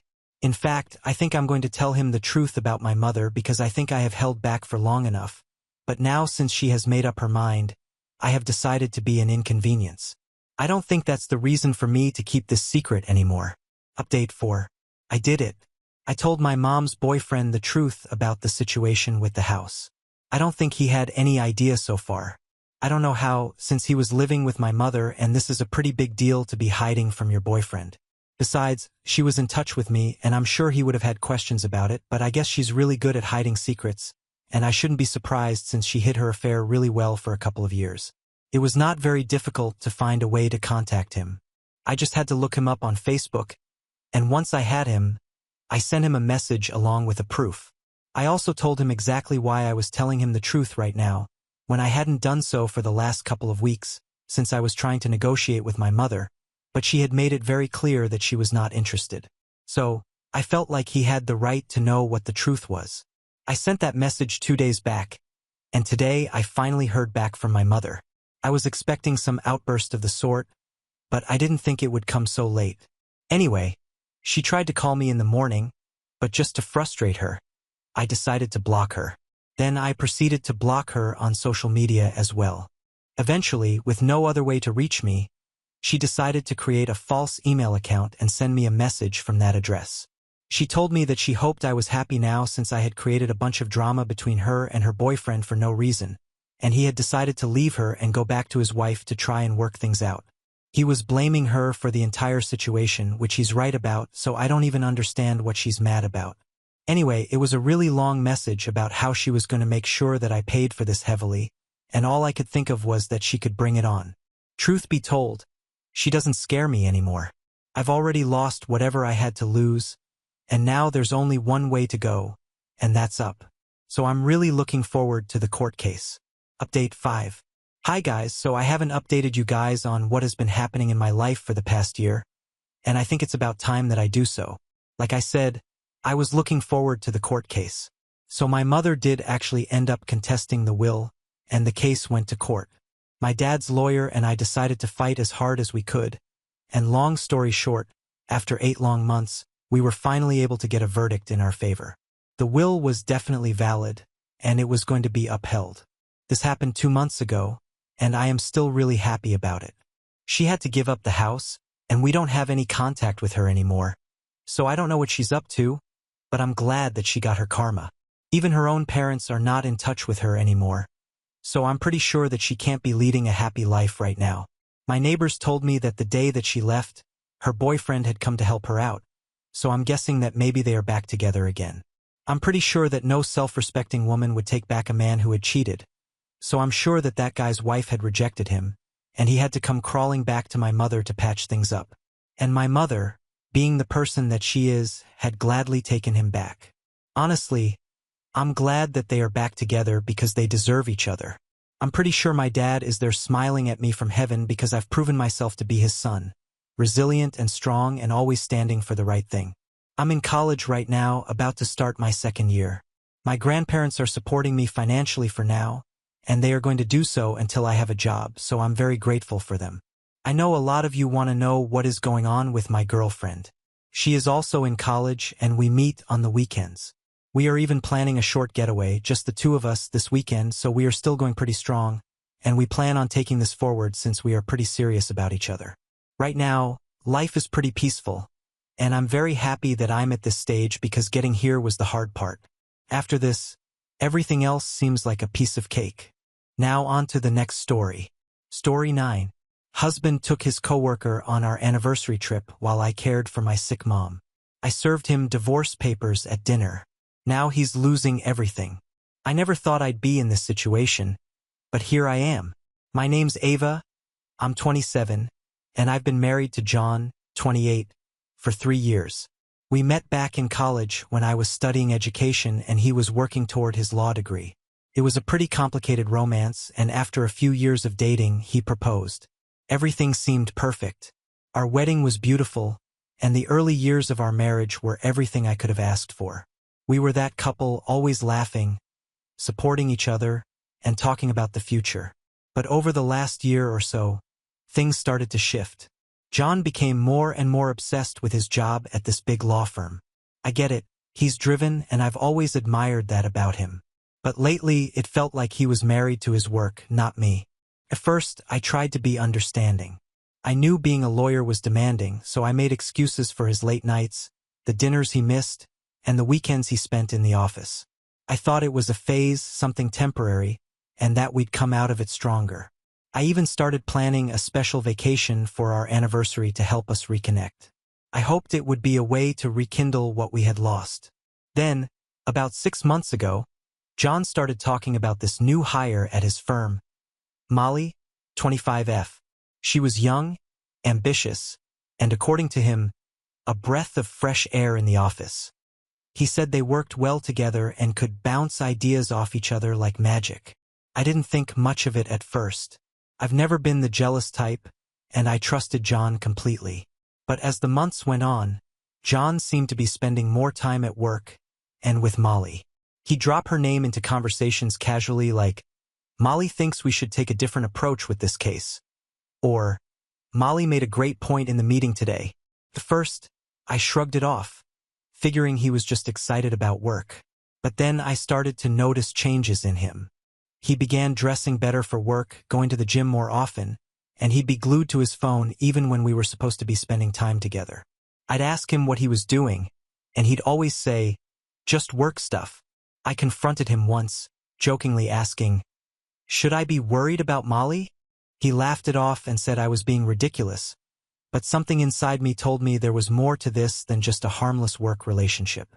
Around this time, our own relationship began to deteriorate. We stopped going on dates, and our conversations became robotic, all about bills, schedules, and day-to-day logistics. There was no spark, no excitement, and worse, no intimacy. I tried to bring it up, but every time I did, he brushed me off, saying he was just stressed from work. I was patient for a while, thinking things would get better on their own. But the more time passed, the more distant he became. He started working even later, and when he was home, he was distracted, scrolling through emails or texting on his phone. I knew something was wrong, but I didn't know how to fix it. Every time I tried to talk to him, he'd tell me I was overreacting and that everything was fine. I wanted to believe him, but deep down, I knew something had changed. Then there was Molly. Molly with her bubbly personality, who apparently made John's work life easier. I started noticing that whenever John mentioned her, he had this look. I can't describe it, but it made my stomach turn. The final straw came when he missed our date night to attend some work event with her. I tried to talk to him about it, but he insisted I was imagining things, that she was just a colleague. But I knew better. I finally confronted him directly, asking if something was going on between them. He looked at me like I had just accused him of murder. "Are you serious? Molly is just a friend. You're being paranoid." I wanted to believe him, I really did, but there were too many signs. So, I thought maybe a romantic getaway would bring us back together. Our anniversary was coming up, and I planned a beautiful vacation to the mountains. Just the two of us. No distractions, no work, no Molly. I was determined to save our marriage. But just as we were packing our bags, I got the worst news possible. My mom fell seriously ill and was hospitalized. I was devastated, but I told John he should still go on the vacation, that it would be good for him to relax while I stayed behind to take care of my mom. He was hesitant, but after I insisted, he agreed. I thought it would be a chance for him to clear his head, and when he came back, we could talk about everything. I trusted him to make the right decisions while he was away. The first 2 days of the trip, we texted and FaceTimed like normal, but then things started to get strange. He became distant again, only sending short, vague replies and often taking hours to respond. I chalked it up to him wanting to relax, but something just didn't sit right with me. Then one of my friends, who was also vacationing in the same area, sent me a picture. It was John with Molly at the restaurant we had reservations for. I couldn't believe my eyes. He had taken her to the vacation that was supposed to be for us, our anniversary trip, while I was back home, worried sick about my mom and holding out hope that this trip would help fix our marriage. He was there, enjoying the romantic getaway with her. I was crushed. Since he's been back, I haven't confronted him yet. I honestly don't even know what to say. I've been playing it over and over in my head, trying to figure out how to handle this. Part of me wants to scream at him, throw his things out, and file for divorce. But another part of me wonders if I'm overreacting, if maybe there's a reasonable explanation for all of this, though I doubt it. I haven't told anyone except my best friend, who is urging me to leave him. Update 1. After stewing in my emotions for days, I finally decided to confront John. I rehearsed what I would say over and over in my head, imagining every possible reaction he could have. Would he apologize? Deny everything? Or worse, gaslight me into thinking I was overreacting? The anxiety was eating me alive, and I knew I couldn't hold off any longer. I picked a Saturday evening when we were both home. I wanted to do it in person. No way I was going to let him wiggle out of this over text. He was sitting on the couch, glued to his phone as usual, when I came in and sat across from him. "John, we need to talk." He looked up, surprised by the seriousness in my tone. "What's up?" I took a deep breath and went for it. "I know about Molly. I know you took her on the anniversary trip." His face went pale. For a second, he looked like he might deny it, but then he sighed, running a hand through his hair. "Ava, it's not what you think." I scoffed. "Really? Because what I think is that you took your work wife on a romantic vacation that was supposed to be for us, our anniversary vacation." He shook his head. "It wasn't romantic. She was having a hard time at work, and I thought it would be nice for her to get away, too." I couldn't believe what I was hearing. "So, you decided to play hero and take her on our trip? Did you even think about how that would look? How that would make me feel?" "I didn't plan it like that," he said defensively. "You told me to go. I didn't want to cancel, and it just happened. Just happened. Did it? Just happened that you were holding hands in the picture my friend sent me? Did that just happen, too?" He stared at me, at a complete loss for words. He knew he was caught. After our confrontation, John left the house, saying he needed time to think. That was fine by me. I needed time to plan. The betrayal felt like a slap in the face, and the longer I sat with it, the angrier I got. I wasn't just going to sit around and be disrespected like this. If he wanted Molly, he could have her, but I wasn't going to make this easy for him. I called my lawyer the next morning. I didn't tell John about it yet, but I knew I had to start preparing for the worst. I wasn't going to be one of those women who stick around hoping their husband would change after such a blatant betrayal. I needed to protect myself. A few days later, I asked John to meet me for dinner at a nice restaurant. I thought maybe being in a public place would keep things calm. He showed up looking nervous, probably expecting another argument. I, on the other hand, was calm. I had already made up my mind about what I was going to do. Once we were seated and had ordered, I slid a manila envelope across the table toward him. "What's this?" he asked. "Divorce papers," I said flatly. "I've already spoken to a lawyer." John's face turned a shade of red I'd never seen before. "Ava, are you serious? You're going to throw away our marriage over one mistake?" "One mistake." I nearly laughed. "You've been emotionally checked out of this marriage for months, John, and then you took her on our anniversary trip. I don't know how you define mistake, but that's not something I can forgive." He looked around the restaurant, probably hoping people weren't listening, but I didn't care. "Ava, please, let's just talk about this. You can't seriously want a divorce." "I didn't want this," I said, "but you've given me no choice. I'm not going to be the second option in my own marriage." That night, John tried calling me over and over, but I didn't answer. I was done talking.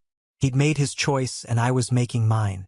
I called my best friend, who immediately came over with wine and ice cream, and we spent the night going over every detail of the confrontation. By the time John got home, I had locked the bedroom door and fallen asleep. I could hear him pacing in the hallway, probably debating whether or not to knock, but he didn't. I guess he realized it was too late for that. Since then, things have been tense. John is still staying in the house, but we barely speak. He keeps trying to apologize, to tell me that he made a mistake, that he doesn't want to lose me, but I'm not sure I care anymore. Update 2. It's been 2 weeks since I handed John the divorce papers at the restaurant, and honestly, part of me feels like I've taken back control, but another part of me is devastated by how everything has crumbled so fast. After that night, John tried to act like nothing had happened. He's still living in the house, which makes everything 100 times more awkward. We barely speak, and when we do, it's tense. I don't even know how to describe it. He's either trying to apologize and guilt-trip me into taking him back, or he's sulking like a child. I'm not giving in, though. I've made it clear that this is what I want, but I don't think he fully believes me yet. I met with my lawyer again to start the official process. We discussed dividing up our assets, which hasn't been easy. We don't have kids, thankfully, but we do have a house, 2 cars, and joint savings. John is trying to drag it out, though, because he keeps saying he wants to make things right and that we don't need to involve lawyers.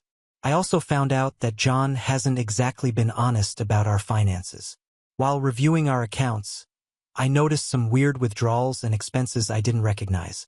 Turns out he's been paying for Molly's stuff, dinners, trips, even her apartment rent on a couple of occasions. He was essentially funding her lifestyle while claiming they were just friends. I was livid when I found out, but at this point, it just confirmed what I already knew. What's even more frustrating is that now that I've served him with divorce papers, John is trying to win me back. He's pulling out all the stops. Flowers, love letters, promises to be a better husband. It would be almost laughable if it didn't hurt so much. A few days ago, he sat me down and told me he's cut off contact with Molly, that she meant nothing, and that he only realized how much he loves me after I handed him those papers. He actually cried, which is something I've never seen him do before. It was hard not to feel anything, but at the same time, I couldn't shake the betrayal. I don't think he truly gets how deeply he hurt me. It's not just about Molly. It's about the months of neglect, the lies, the fact that I felt like a ghost in my own marriage for so long. I told him that I couldn't forgive him and I still want the divorce. He looked devastated, but I had to stand my ground. He asked if we could go to counseling, but honestly, I don't see the point. I feel like we're way past the point of fixing anything. Of course, the fallout hasn't been limited to just John and me. Our families are now involved, and it's been a mess. My parents are furious with John. They never liked how distant he had become over the last year, but this whole situation has pushed them over the edge. My mom keeps calling me to make sure I'm okay, and she's already told John he's not welcome at family events anymore. I didn't expect her to go nuclear like that, but I appreciate the support. On the other hand, John's family, well, they're another story. His mom called me last week, begging me to reconsider. She said that marriages go through rough patches, and that we just need to work through it. She even had the nerve to suggest that I was overreacting. Couldn't believe it. I told her that if she wanted to take sides, she could go ahead and support her cheating son, but I wasn't going to be guilted into staying in a broken marriage. Then there's the whole Molly situation. Word has gotten around at John's law firm, and now people know about their little fling. Some of John's coworkers who I've met at social events over the years have reached out to express their shock and sympathy. Turns out Molly isn't exactly popular at the office. There are rumors that she's been inappropriately close to other male coworkers before, and now people are gossiping about her and John. I've heard that Molly has been avoiding the office ever since the news broke. Speaking of Molly, from what I've heard, things between her and John have cooled off significantly. He's been avoiding her ever since the divorce papers were served. I think he realizes now what a mess he's made, but I also think he's not fully ready to let go of her. There's been no grand breakup between them, but I can tell John's trying to figure out what to do. I've started looking for a new place to live. I need to get out of this house. Being here, surrounded by memories of what used to be, is suffocating. Every corner of this house reminds me of a time when I thought John and I were happy. Now, it feels like a monument to all the lies and broken promises. Meanwhile, John seems to be unraveling. He's still going to work, but he's a shell of the person he used to be. Some of his friends have told me that he's been distant and distracted, and there's even talk that his performance at the firm has taken a hit. I don't take any pleasure in this, but I'm not surprised. You can't live a double life without it eventually catching up to you. It's clear that his relationship with Molly wasn't worth the price he's paying. I think he's starting to realize that, but it's too late for me. He's tried to talk to me a few more times, but I've been firm in my decision. I deserve better than this. Update 3. It's been 3 months since I served John with divorce papers, and honestly, things have only gotten more complicated. I thought I was making progress, moving on from the betrayal, but now everything feels like a giant mess. When I first served the divorce papers, I thought it would be a straightforward process. We didn't have kids, and the assets were fairly simple to divide. But, of course, John had to make everything more difficult. After trying to win me back failed, he's now contesting almost everything. Our house, the cars, even our joint savings. His lawyer has been a nightmare. Yay, he hired one, because divorce is not his cup of tea. They're fighting tooth and nail to minimize what I get in the divorce. The worst part is John is trying to act like I'm the one being unreasonable. He's even hinted that if I drop the case, we could start over and work through this. He doesn't seem to realize that we're past the point of reconciliation. What really set me off was when he tried to claim that the house should be his because he's the primary breadwinner. Never mind the fact that I contributed just as much financially when I was working or that I sacrificed my career for the sake of our marriage. His entitlement is unbelievable. My lawyer has been great, though. She's helped me gather evidence of John's infidelity, and we're using that in the divorce proceedings to fight for a fair division of assets. I've also found out that John has been funneling money into a secret account, which he claims is for work expenses. Needless to say, we're digging into that too. Mediation attempts have completely failed. John's still clinging to the hope that I'll back down, but I'm not going to let him bully me out of what's fair. Every time we have a meeting, it's like a war zone, and I can see the frustration on his face when he realizes I'm not budging. While John's dragging out the divorce, things at his law firm are being spread. Word of his affair with Molly has spread like wildfire, and it's causing a lot of tension. I heard from mutual friends that some of his colleagues are questioning his judgment, especially since Molly has a bit of a reputation for getting too close to the men she works with. John's bosses aren't happy about the drama, either. Apparently, they've had clients ask if John's personal life is affecting his work, which isn't a good look for the firm. There are even rumors that John's position could be in jeopardy if this gets any worse. He might face professional consequences he never saw coming. It's ironic, really. He gave up his marriage for Molly, and now he might lose his career, too. As for Molly, she's jumped ship. I found out she transferred to another firm after the gossip about them became unbearable. I guess she didn't want to deal with the fallout either. I'm not sure what's going on between her and John now, but from what I hear, their relationship isn't the fairy tale he imagined. While John's world is crumbling, I've been trying to rebuild mine. I moved out of our house a month ago and found a small apartment in the city. It's been strange adjusting to life on my own, but in a way, it's been liberating. I don't feel like I'm walking on eggshells anymore, and the space has allowed me to focus on myself for the first time in a long time. But it hasn't all been smooth sailing. Emotionally, I'm still a wreck some days. I thought I'd be farther along in the healing process, but there are times when the betrayal hits me out of nowhere and I just break down. I've been trying to push through it, going to therapy, journaling, leaning on friends, but I won't lie, it's been harder than I expected. The thing that's really shaken me is John's family. After months of silence, his mother reached out to me again. She was polite, but I could tell she was struggling.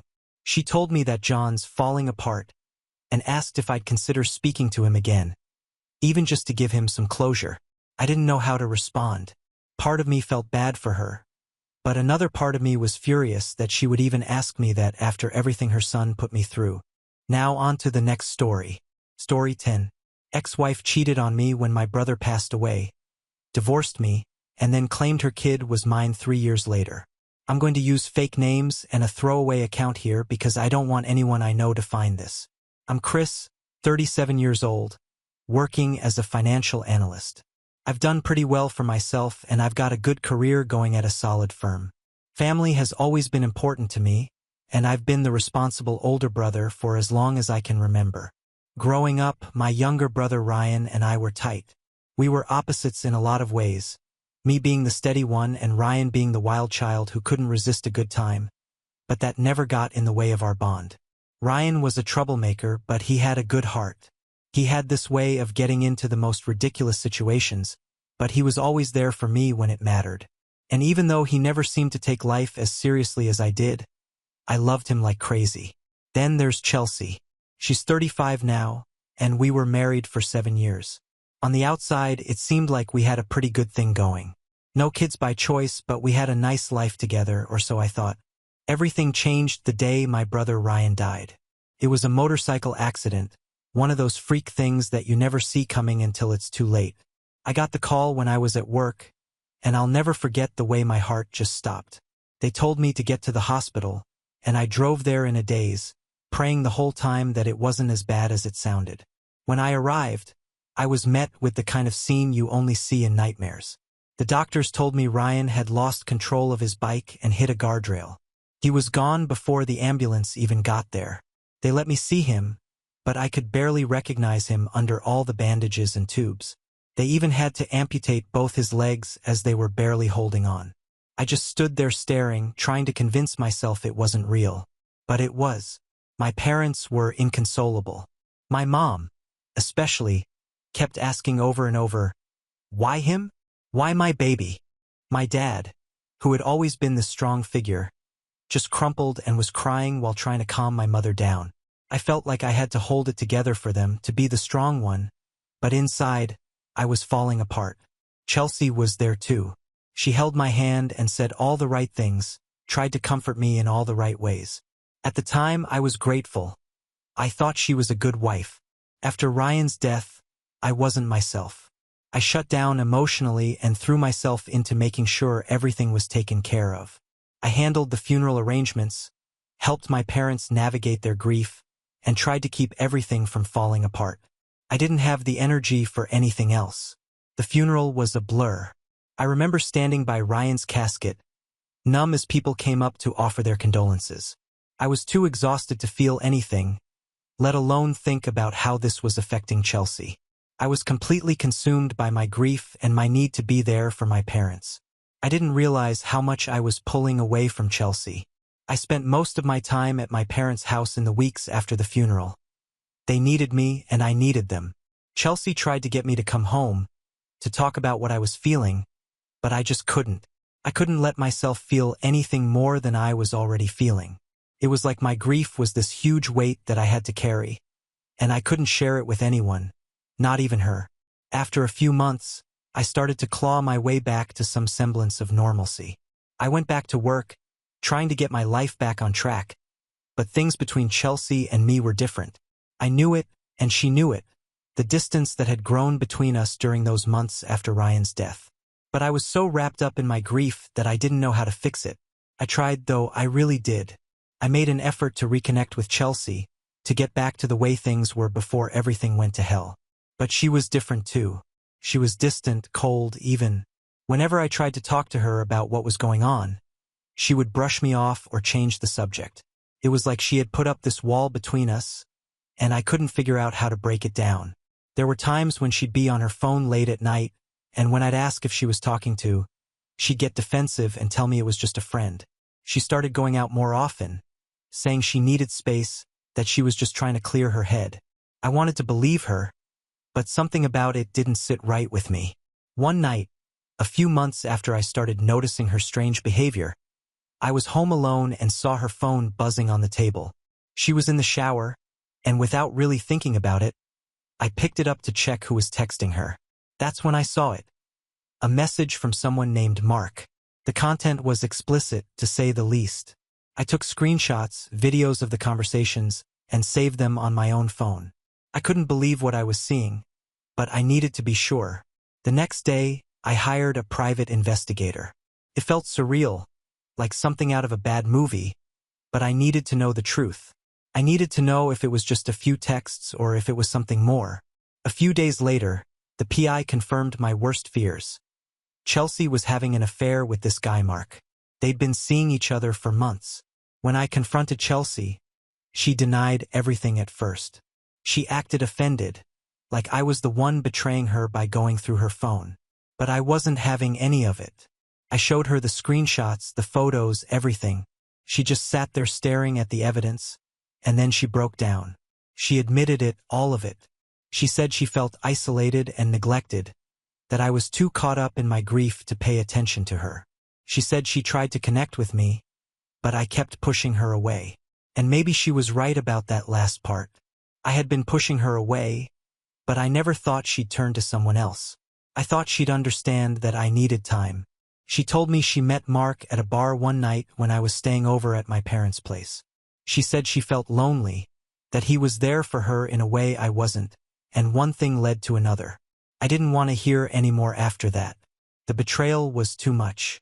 I said some things, some awful things, about her not being able to keep her legs closed while I was mourning my brother.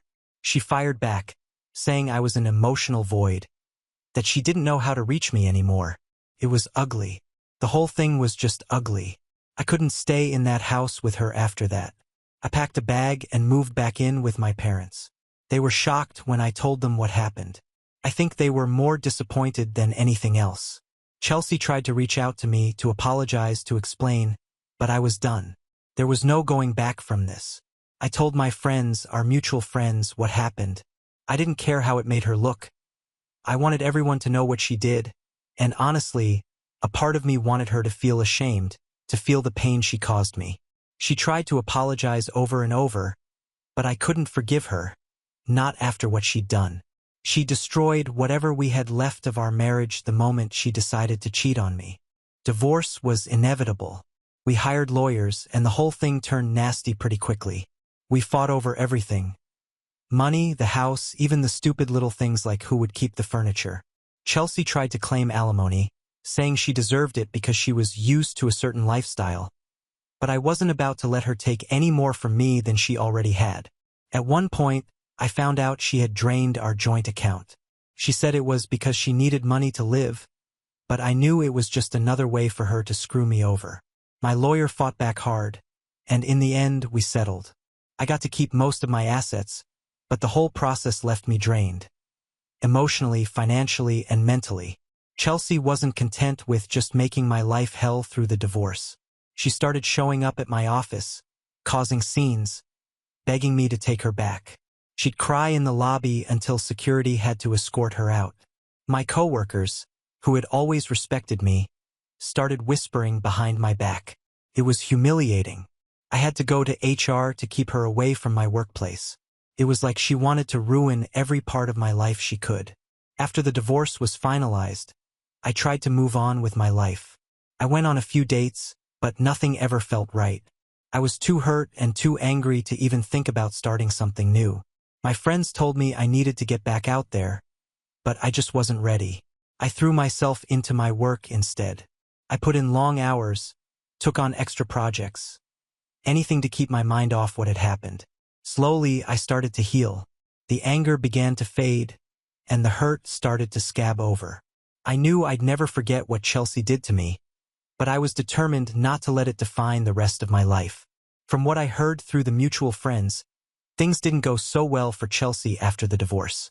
Mark, the guy she had the affair with, took off as soon as she told him she was pregnant.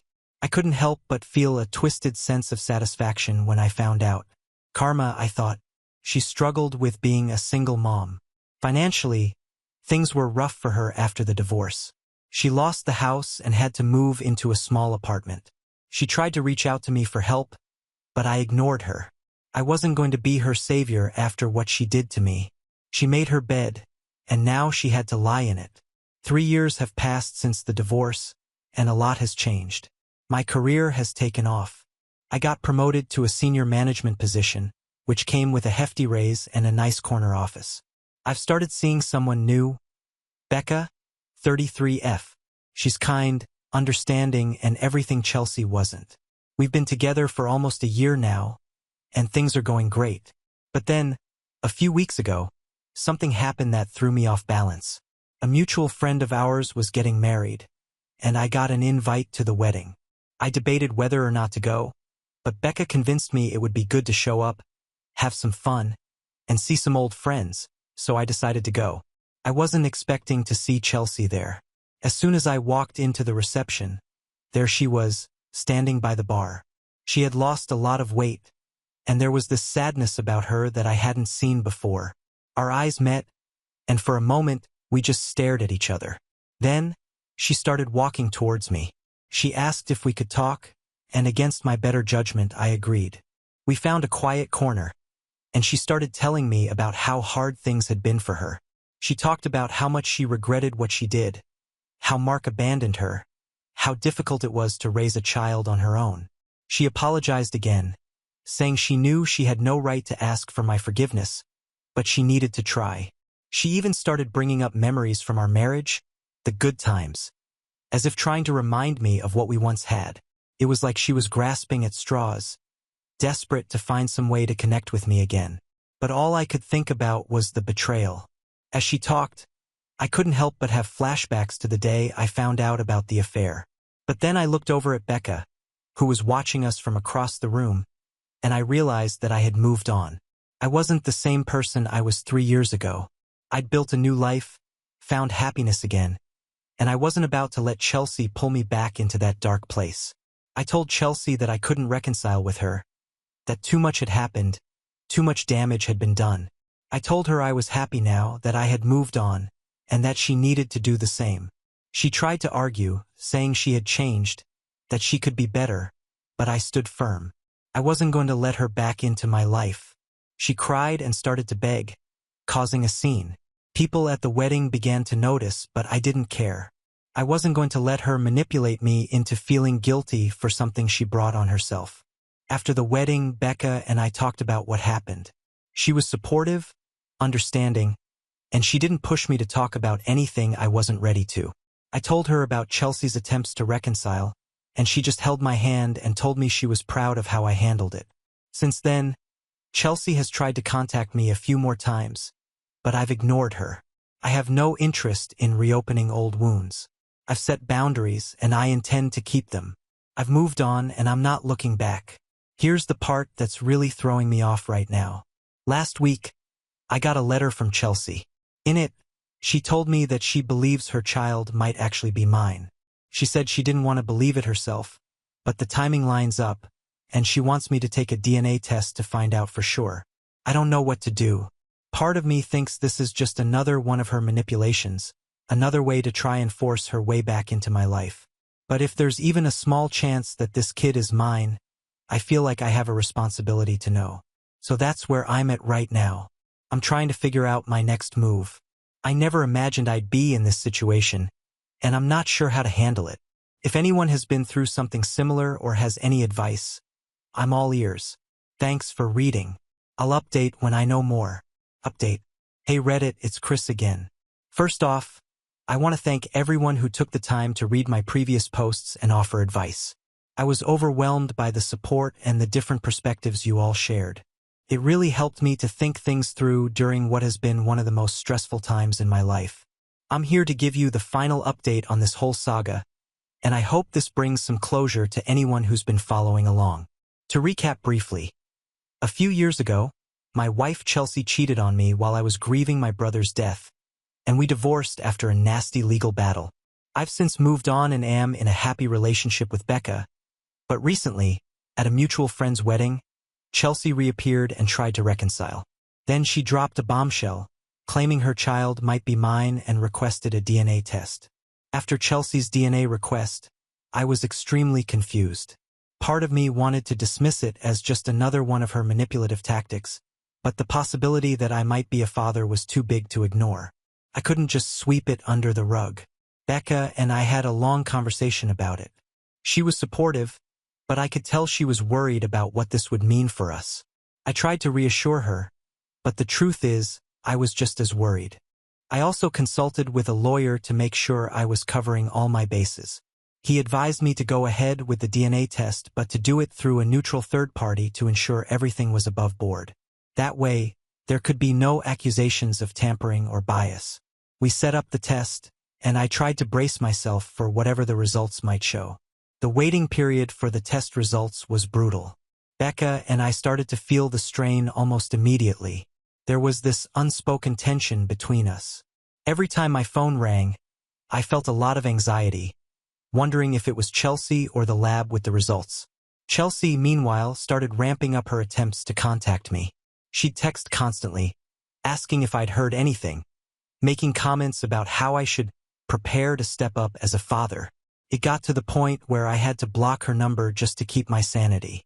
But even then, she found ways to get to me, whether it was through mutual friends or even showing up at my office again.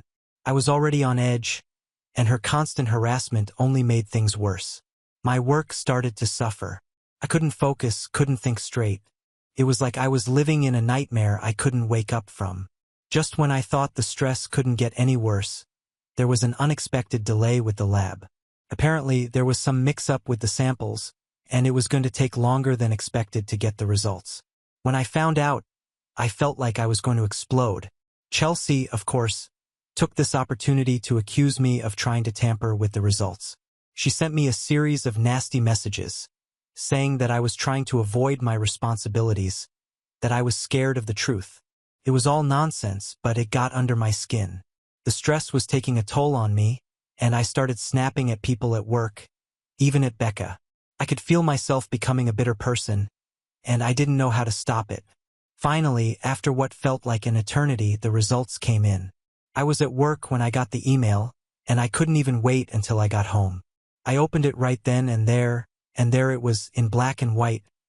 I was not the father. I felt relieved, but it was mixed with so many other emotions. Anger at Chelsea for putting me through this, sadness for the child who was being used as a pawn in her games, and frustration that it had taken so long to get to this point. When I told Chelsea about the results, she didn't take it well. At first, she tried to deny it, saying the test must have been tampered with, that the lab had made a mistake. She accused me of somehow rigging the results, which was absurd considering we'd gone through a neutral third party. But she wasn't hearing any of it. She was desperate, and it showed. After a few days of back and forth, where she kept insisting on a retest, she finally seemed to accept the reality. But instead of apologizing or backing off, she just doubled down on her accusations. She started telling people that I was a deadbeat, that I was abandoning my child. Even though I knew the truth, it was all lies, but it didn't stop her from spreading them. My lawyer advised me to take legal action to protect myself from any further harassment. We sent Chelsea a cease and desist order, demanding that she stop contacting me and spreading false information. We also started talking about the possibility of a restraining order if she didn't back off. I didn't want to go down that road, but it was becoming clear that I might not have a choice. Chelsea, predictably, didn't take the cease and desist seriously. She continued to try to contact me, and she even showed up at my office again, demanding to speak with me. At that point, I knew I had to take the next step. My lawyer is currently working on getting a restraining order in place to keep her away from me, my home, and my workplace. It's not what I wanted, but it's what I need to do to protect myself. This whole ordeal has taken a toll on my relationship with Becca. She's been amazing throughout all of this, but I could tell that it was starting to wear on her, too. We had a long heart-to-heart the other night where she admitted that she was feeling insecure and scared about our future. She worried that this situation with Chelsea was going to keep coming back to haunt us. I understood where she was coming from, and I told her as much. I reassured her that I was committed to us, that I wasn't going to let Chelsea ruin what we have. But I also acknowledged that this had been incredibly hard on both of us and that we needed to keep communicating if we were going to get through it together. It wasn't an easy conversation, but it was necessary, and I think it helped us both to feel more secure moving forward. My parents were devastated when they heard about everything that had been going on. They had always liked Chelsea, and while they were disappointed in her after the affair, this new level of manipulation shocked them. My mom was especially upset. She couldn't believe that someone we once considered family could stoop so low. My dad actually got angry when I told him about Chelsea's accusations and the DNA test. He said he always thought there was something off about her, but he never imagined she'd go this far. It's been hard for them, too, seeing their son go through all of this, and I know they've been struggling to process it. As for our mutual friends, things have been strained, to say the least. Some of them have distanced themselves from Chelsea, especially after hearing about the DNA test and her continued harassment. But others seem to be caught in the middle, unsure of what to believe. It's been a tough situation all around, and I've had to accept that some friendships might not survive this. Emotionally, I'm still processing everything that's happened, the betrayal, the manipulation, the stress. It's all been a lot to handle. I never wanted things to get this ugly, but I also know that none of this is my fault. One thing that's been particularly hard to deal with is the guilt I feel over the child's situation. Even though I'm not the father, I can't help but feel bad for the kid. They didn't ask to be born into this mess, and they're the real victim here. I know I can't do anything about it, but it's something that's been weighing on me. In the end, I've decided to completely cut ties with Chelsea. There's no point in trying to maintain any kind of relationship with someone who has caused this much damage. I've blocked her on all fronts, and I'm moving forward with the legal actions necessary to keep her out of my life for good. I'm incredibly grateful for the support I've received from everyone here on Reddit. Your advice, encouragement, and even your tough love have helped me to see things more clearly and to make decisions that are right for me. Thanks again, everyone. I'll keep moving forward, and I hope this post can be the end of this saga. Take care. Now on to the next story. Story 11. Caught my wife having an affair with her intern at the office. She lost her job, her family, and our perfect life together all for a fling. I, 32M, have been with my wife, 31F, for a total of 11 years, but we have been married for 8. We met in college and we started dating about halfway through. We moved in together after graduation and we went through all of the ups and downs of our postgraduate life together. She made everything more tolerable for me when we were going through the bad times. As soon as we both had good jobs and stable incomes, I proposed. I knew that I wanted to marry her and be with her for the rest of my life. She said yes, and shortly after, we got married and started building a happy life together. We have one child together and we bought our first house in the suburbs. It was the kind of life we had always dreamed of having. My wife and I were both very dedicated and diligent workers, so over the years we have been given several promotions and opportunities with our respective employers. About a year ago, my wife had gotten a big promotion at work which gave her her very own office and assistant. I went to all of the office parties and gatherings with her. It was a pretty close-knit environment with all of the employees. Over the years we've lost contact with most of our friends from college, but we have a pretty nice friend group with our coworkers. One day out of the blue, I got a text message from one of her coworkers, who I was good friends with, telling me that my wife might have been behaving inappropriately with an intern. I was shocked to hear the news and I didn't believe it right away. When she got home, I showed her the message and I asked her about it.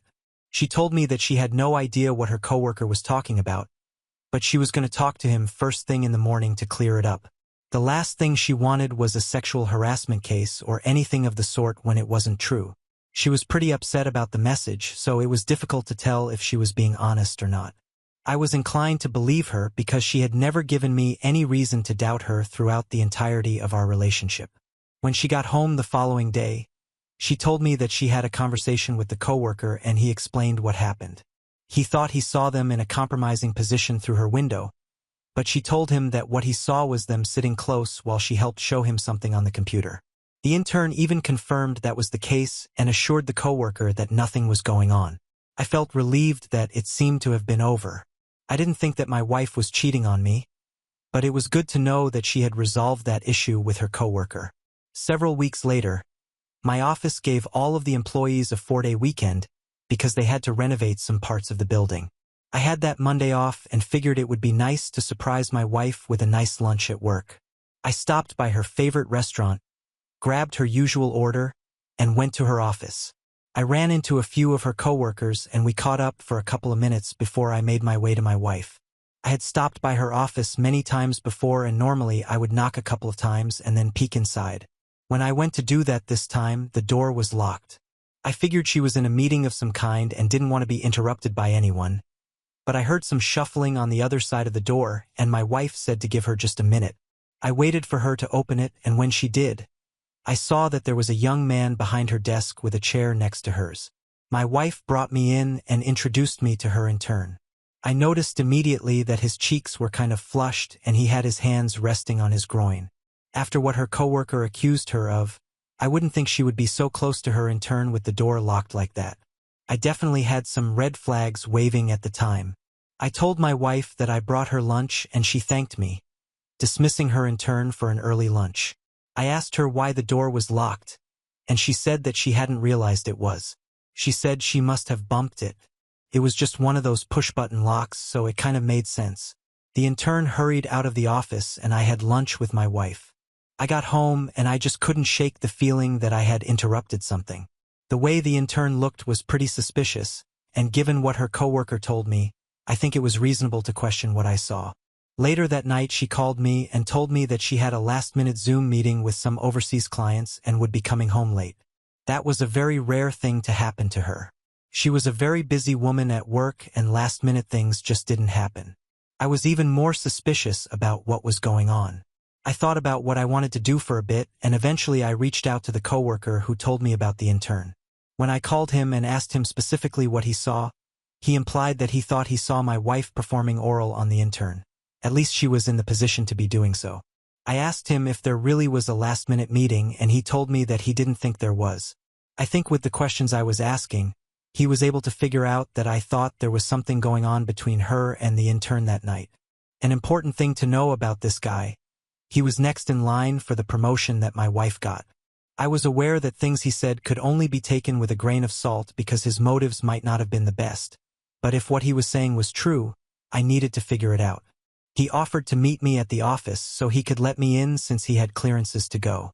I agreed, and we met there about 15 minutes later. He brought me up to their offices where we could hear that somebody was still there and having very loud sex. Without even seeing who it was, I knew that it was my wife. I heard those noises before. Still, we walked toward them so we could catch them in the act. I found my wife on her desk with the intern when I opened the door. They jumped apart from each other and tried to cover themselves. My wife stammered, trying to find the words to explain what was going on, but she couldn't. I regretted not getting any documented evidence of it, but thankfully I had another witness there with me. So hopefully they could testify in the divorce proceedings that my wife was in fact cheating on me. I stormed out of the office and went home, locking myself in the bedroom so my wife couldn't get in.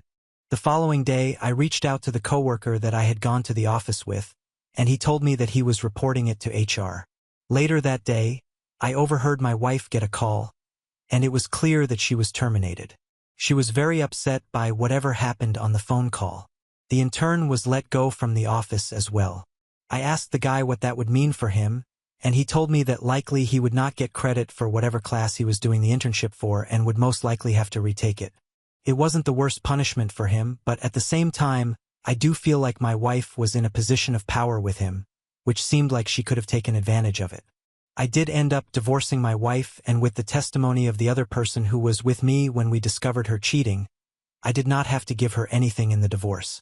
She lost her job and her husband, house, and won't get to see her child much anymore due to split custody. All for some meaningless fling with her intern. We have reached the end.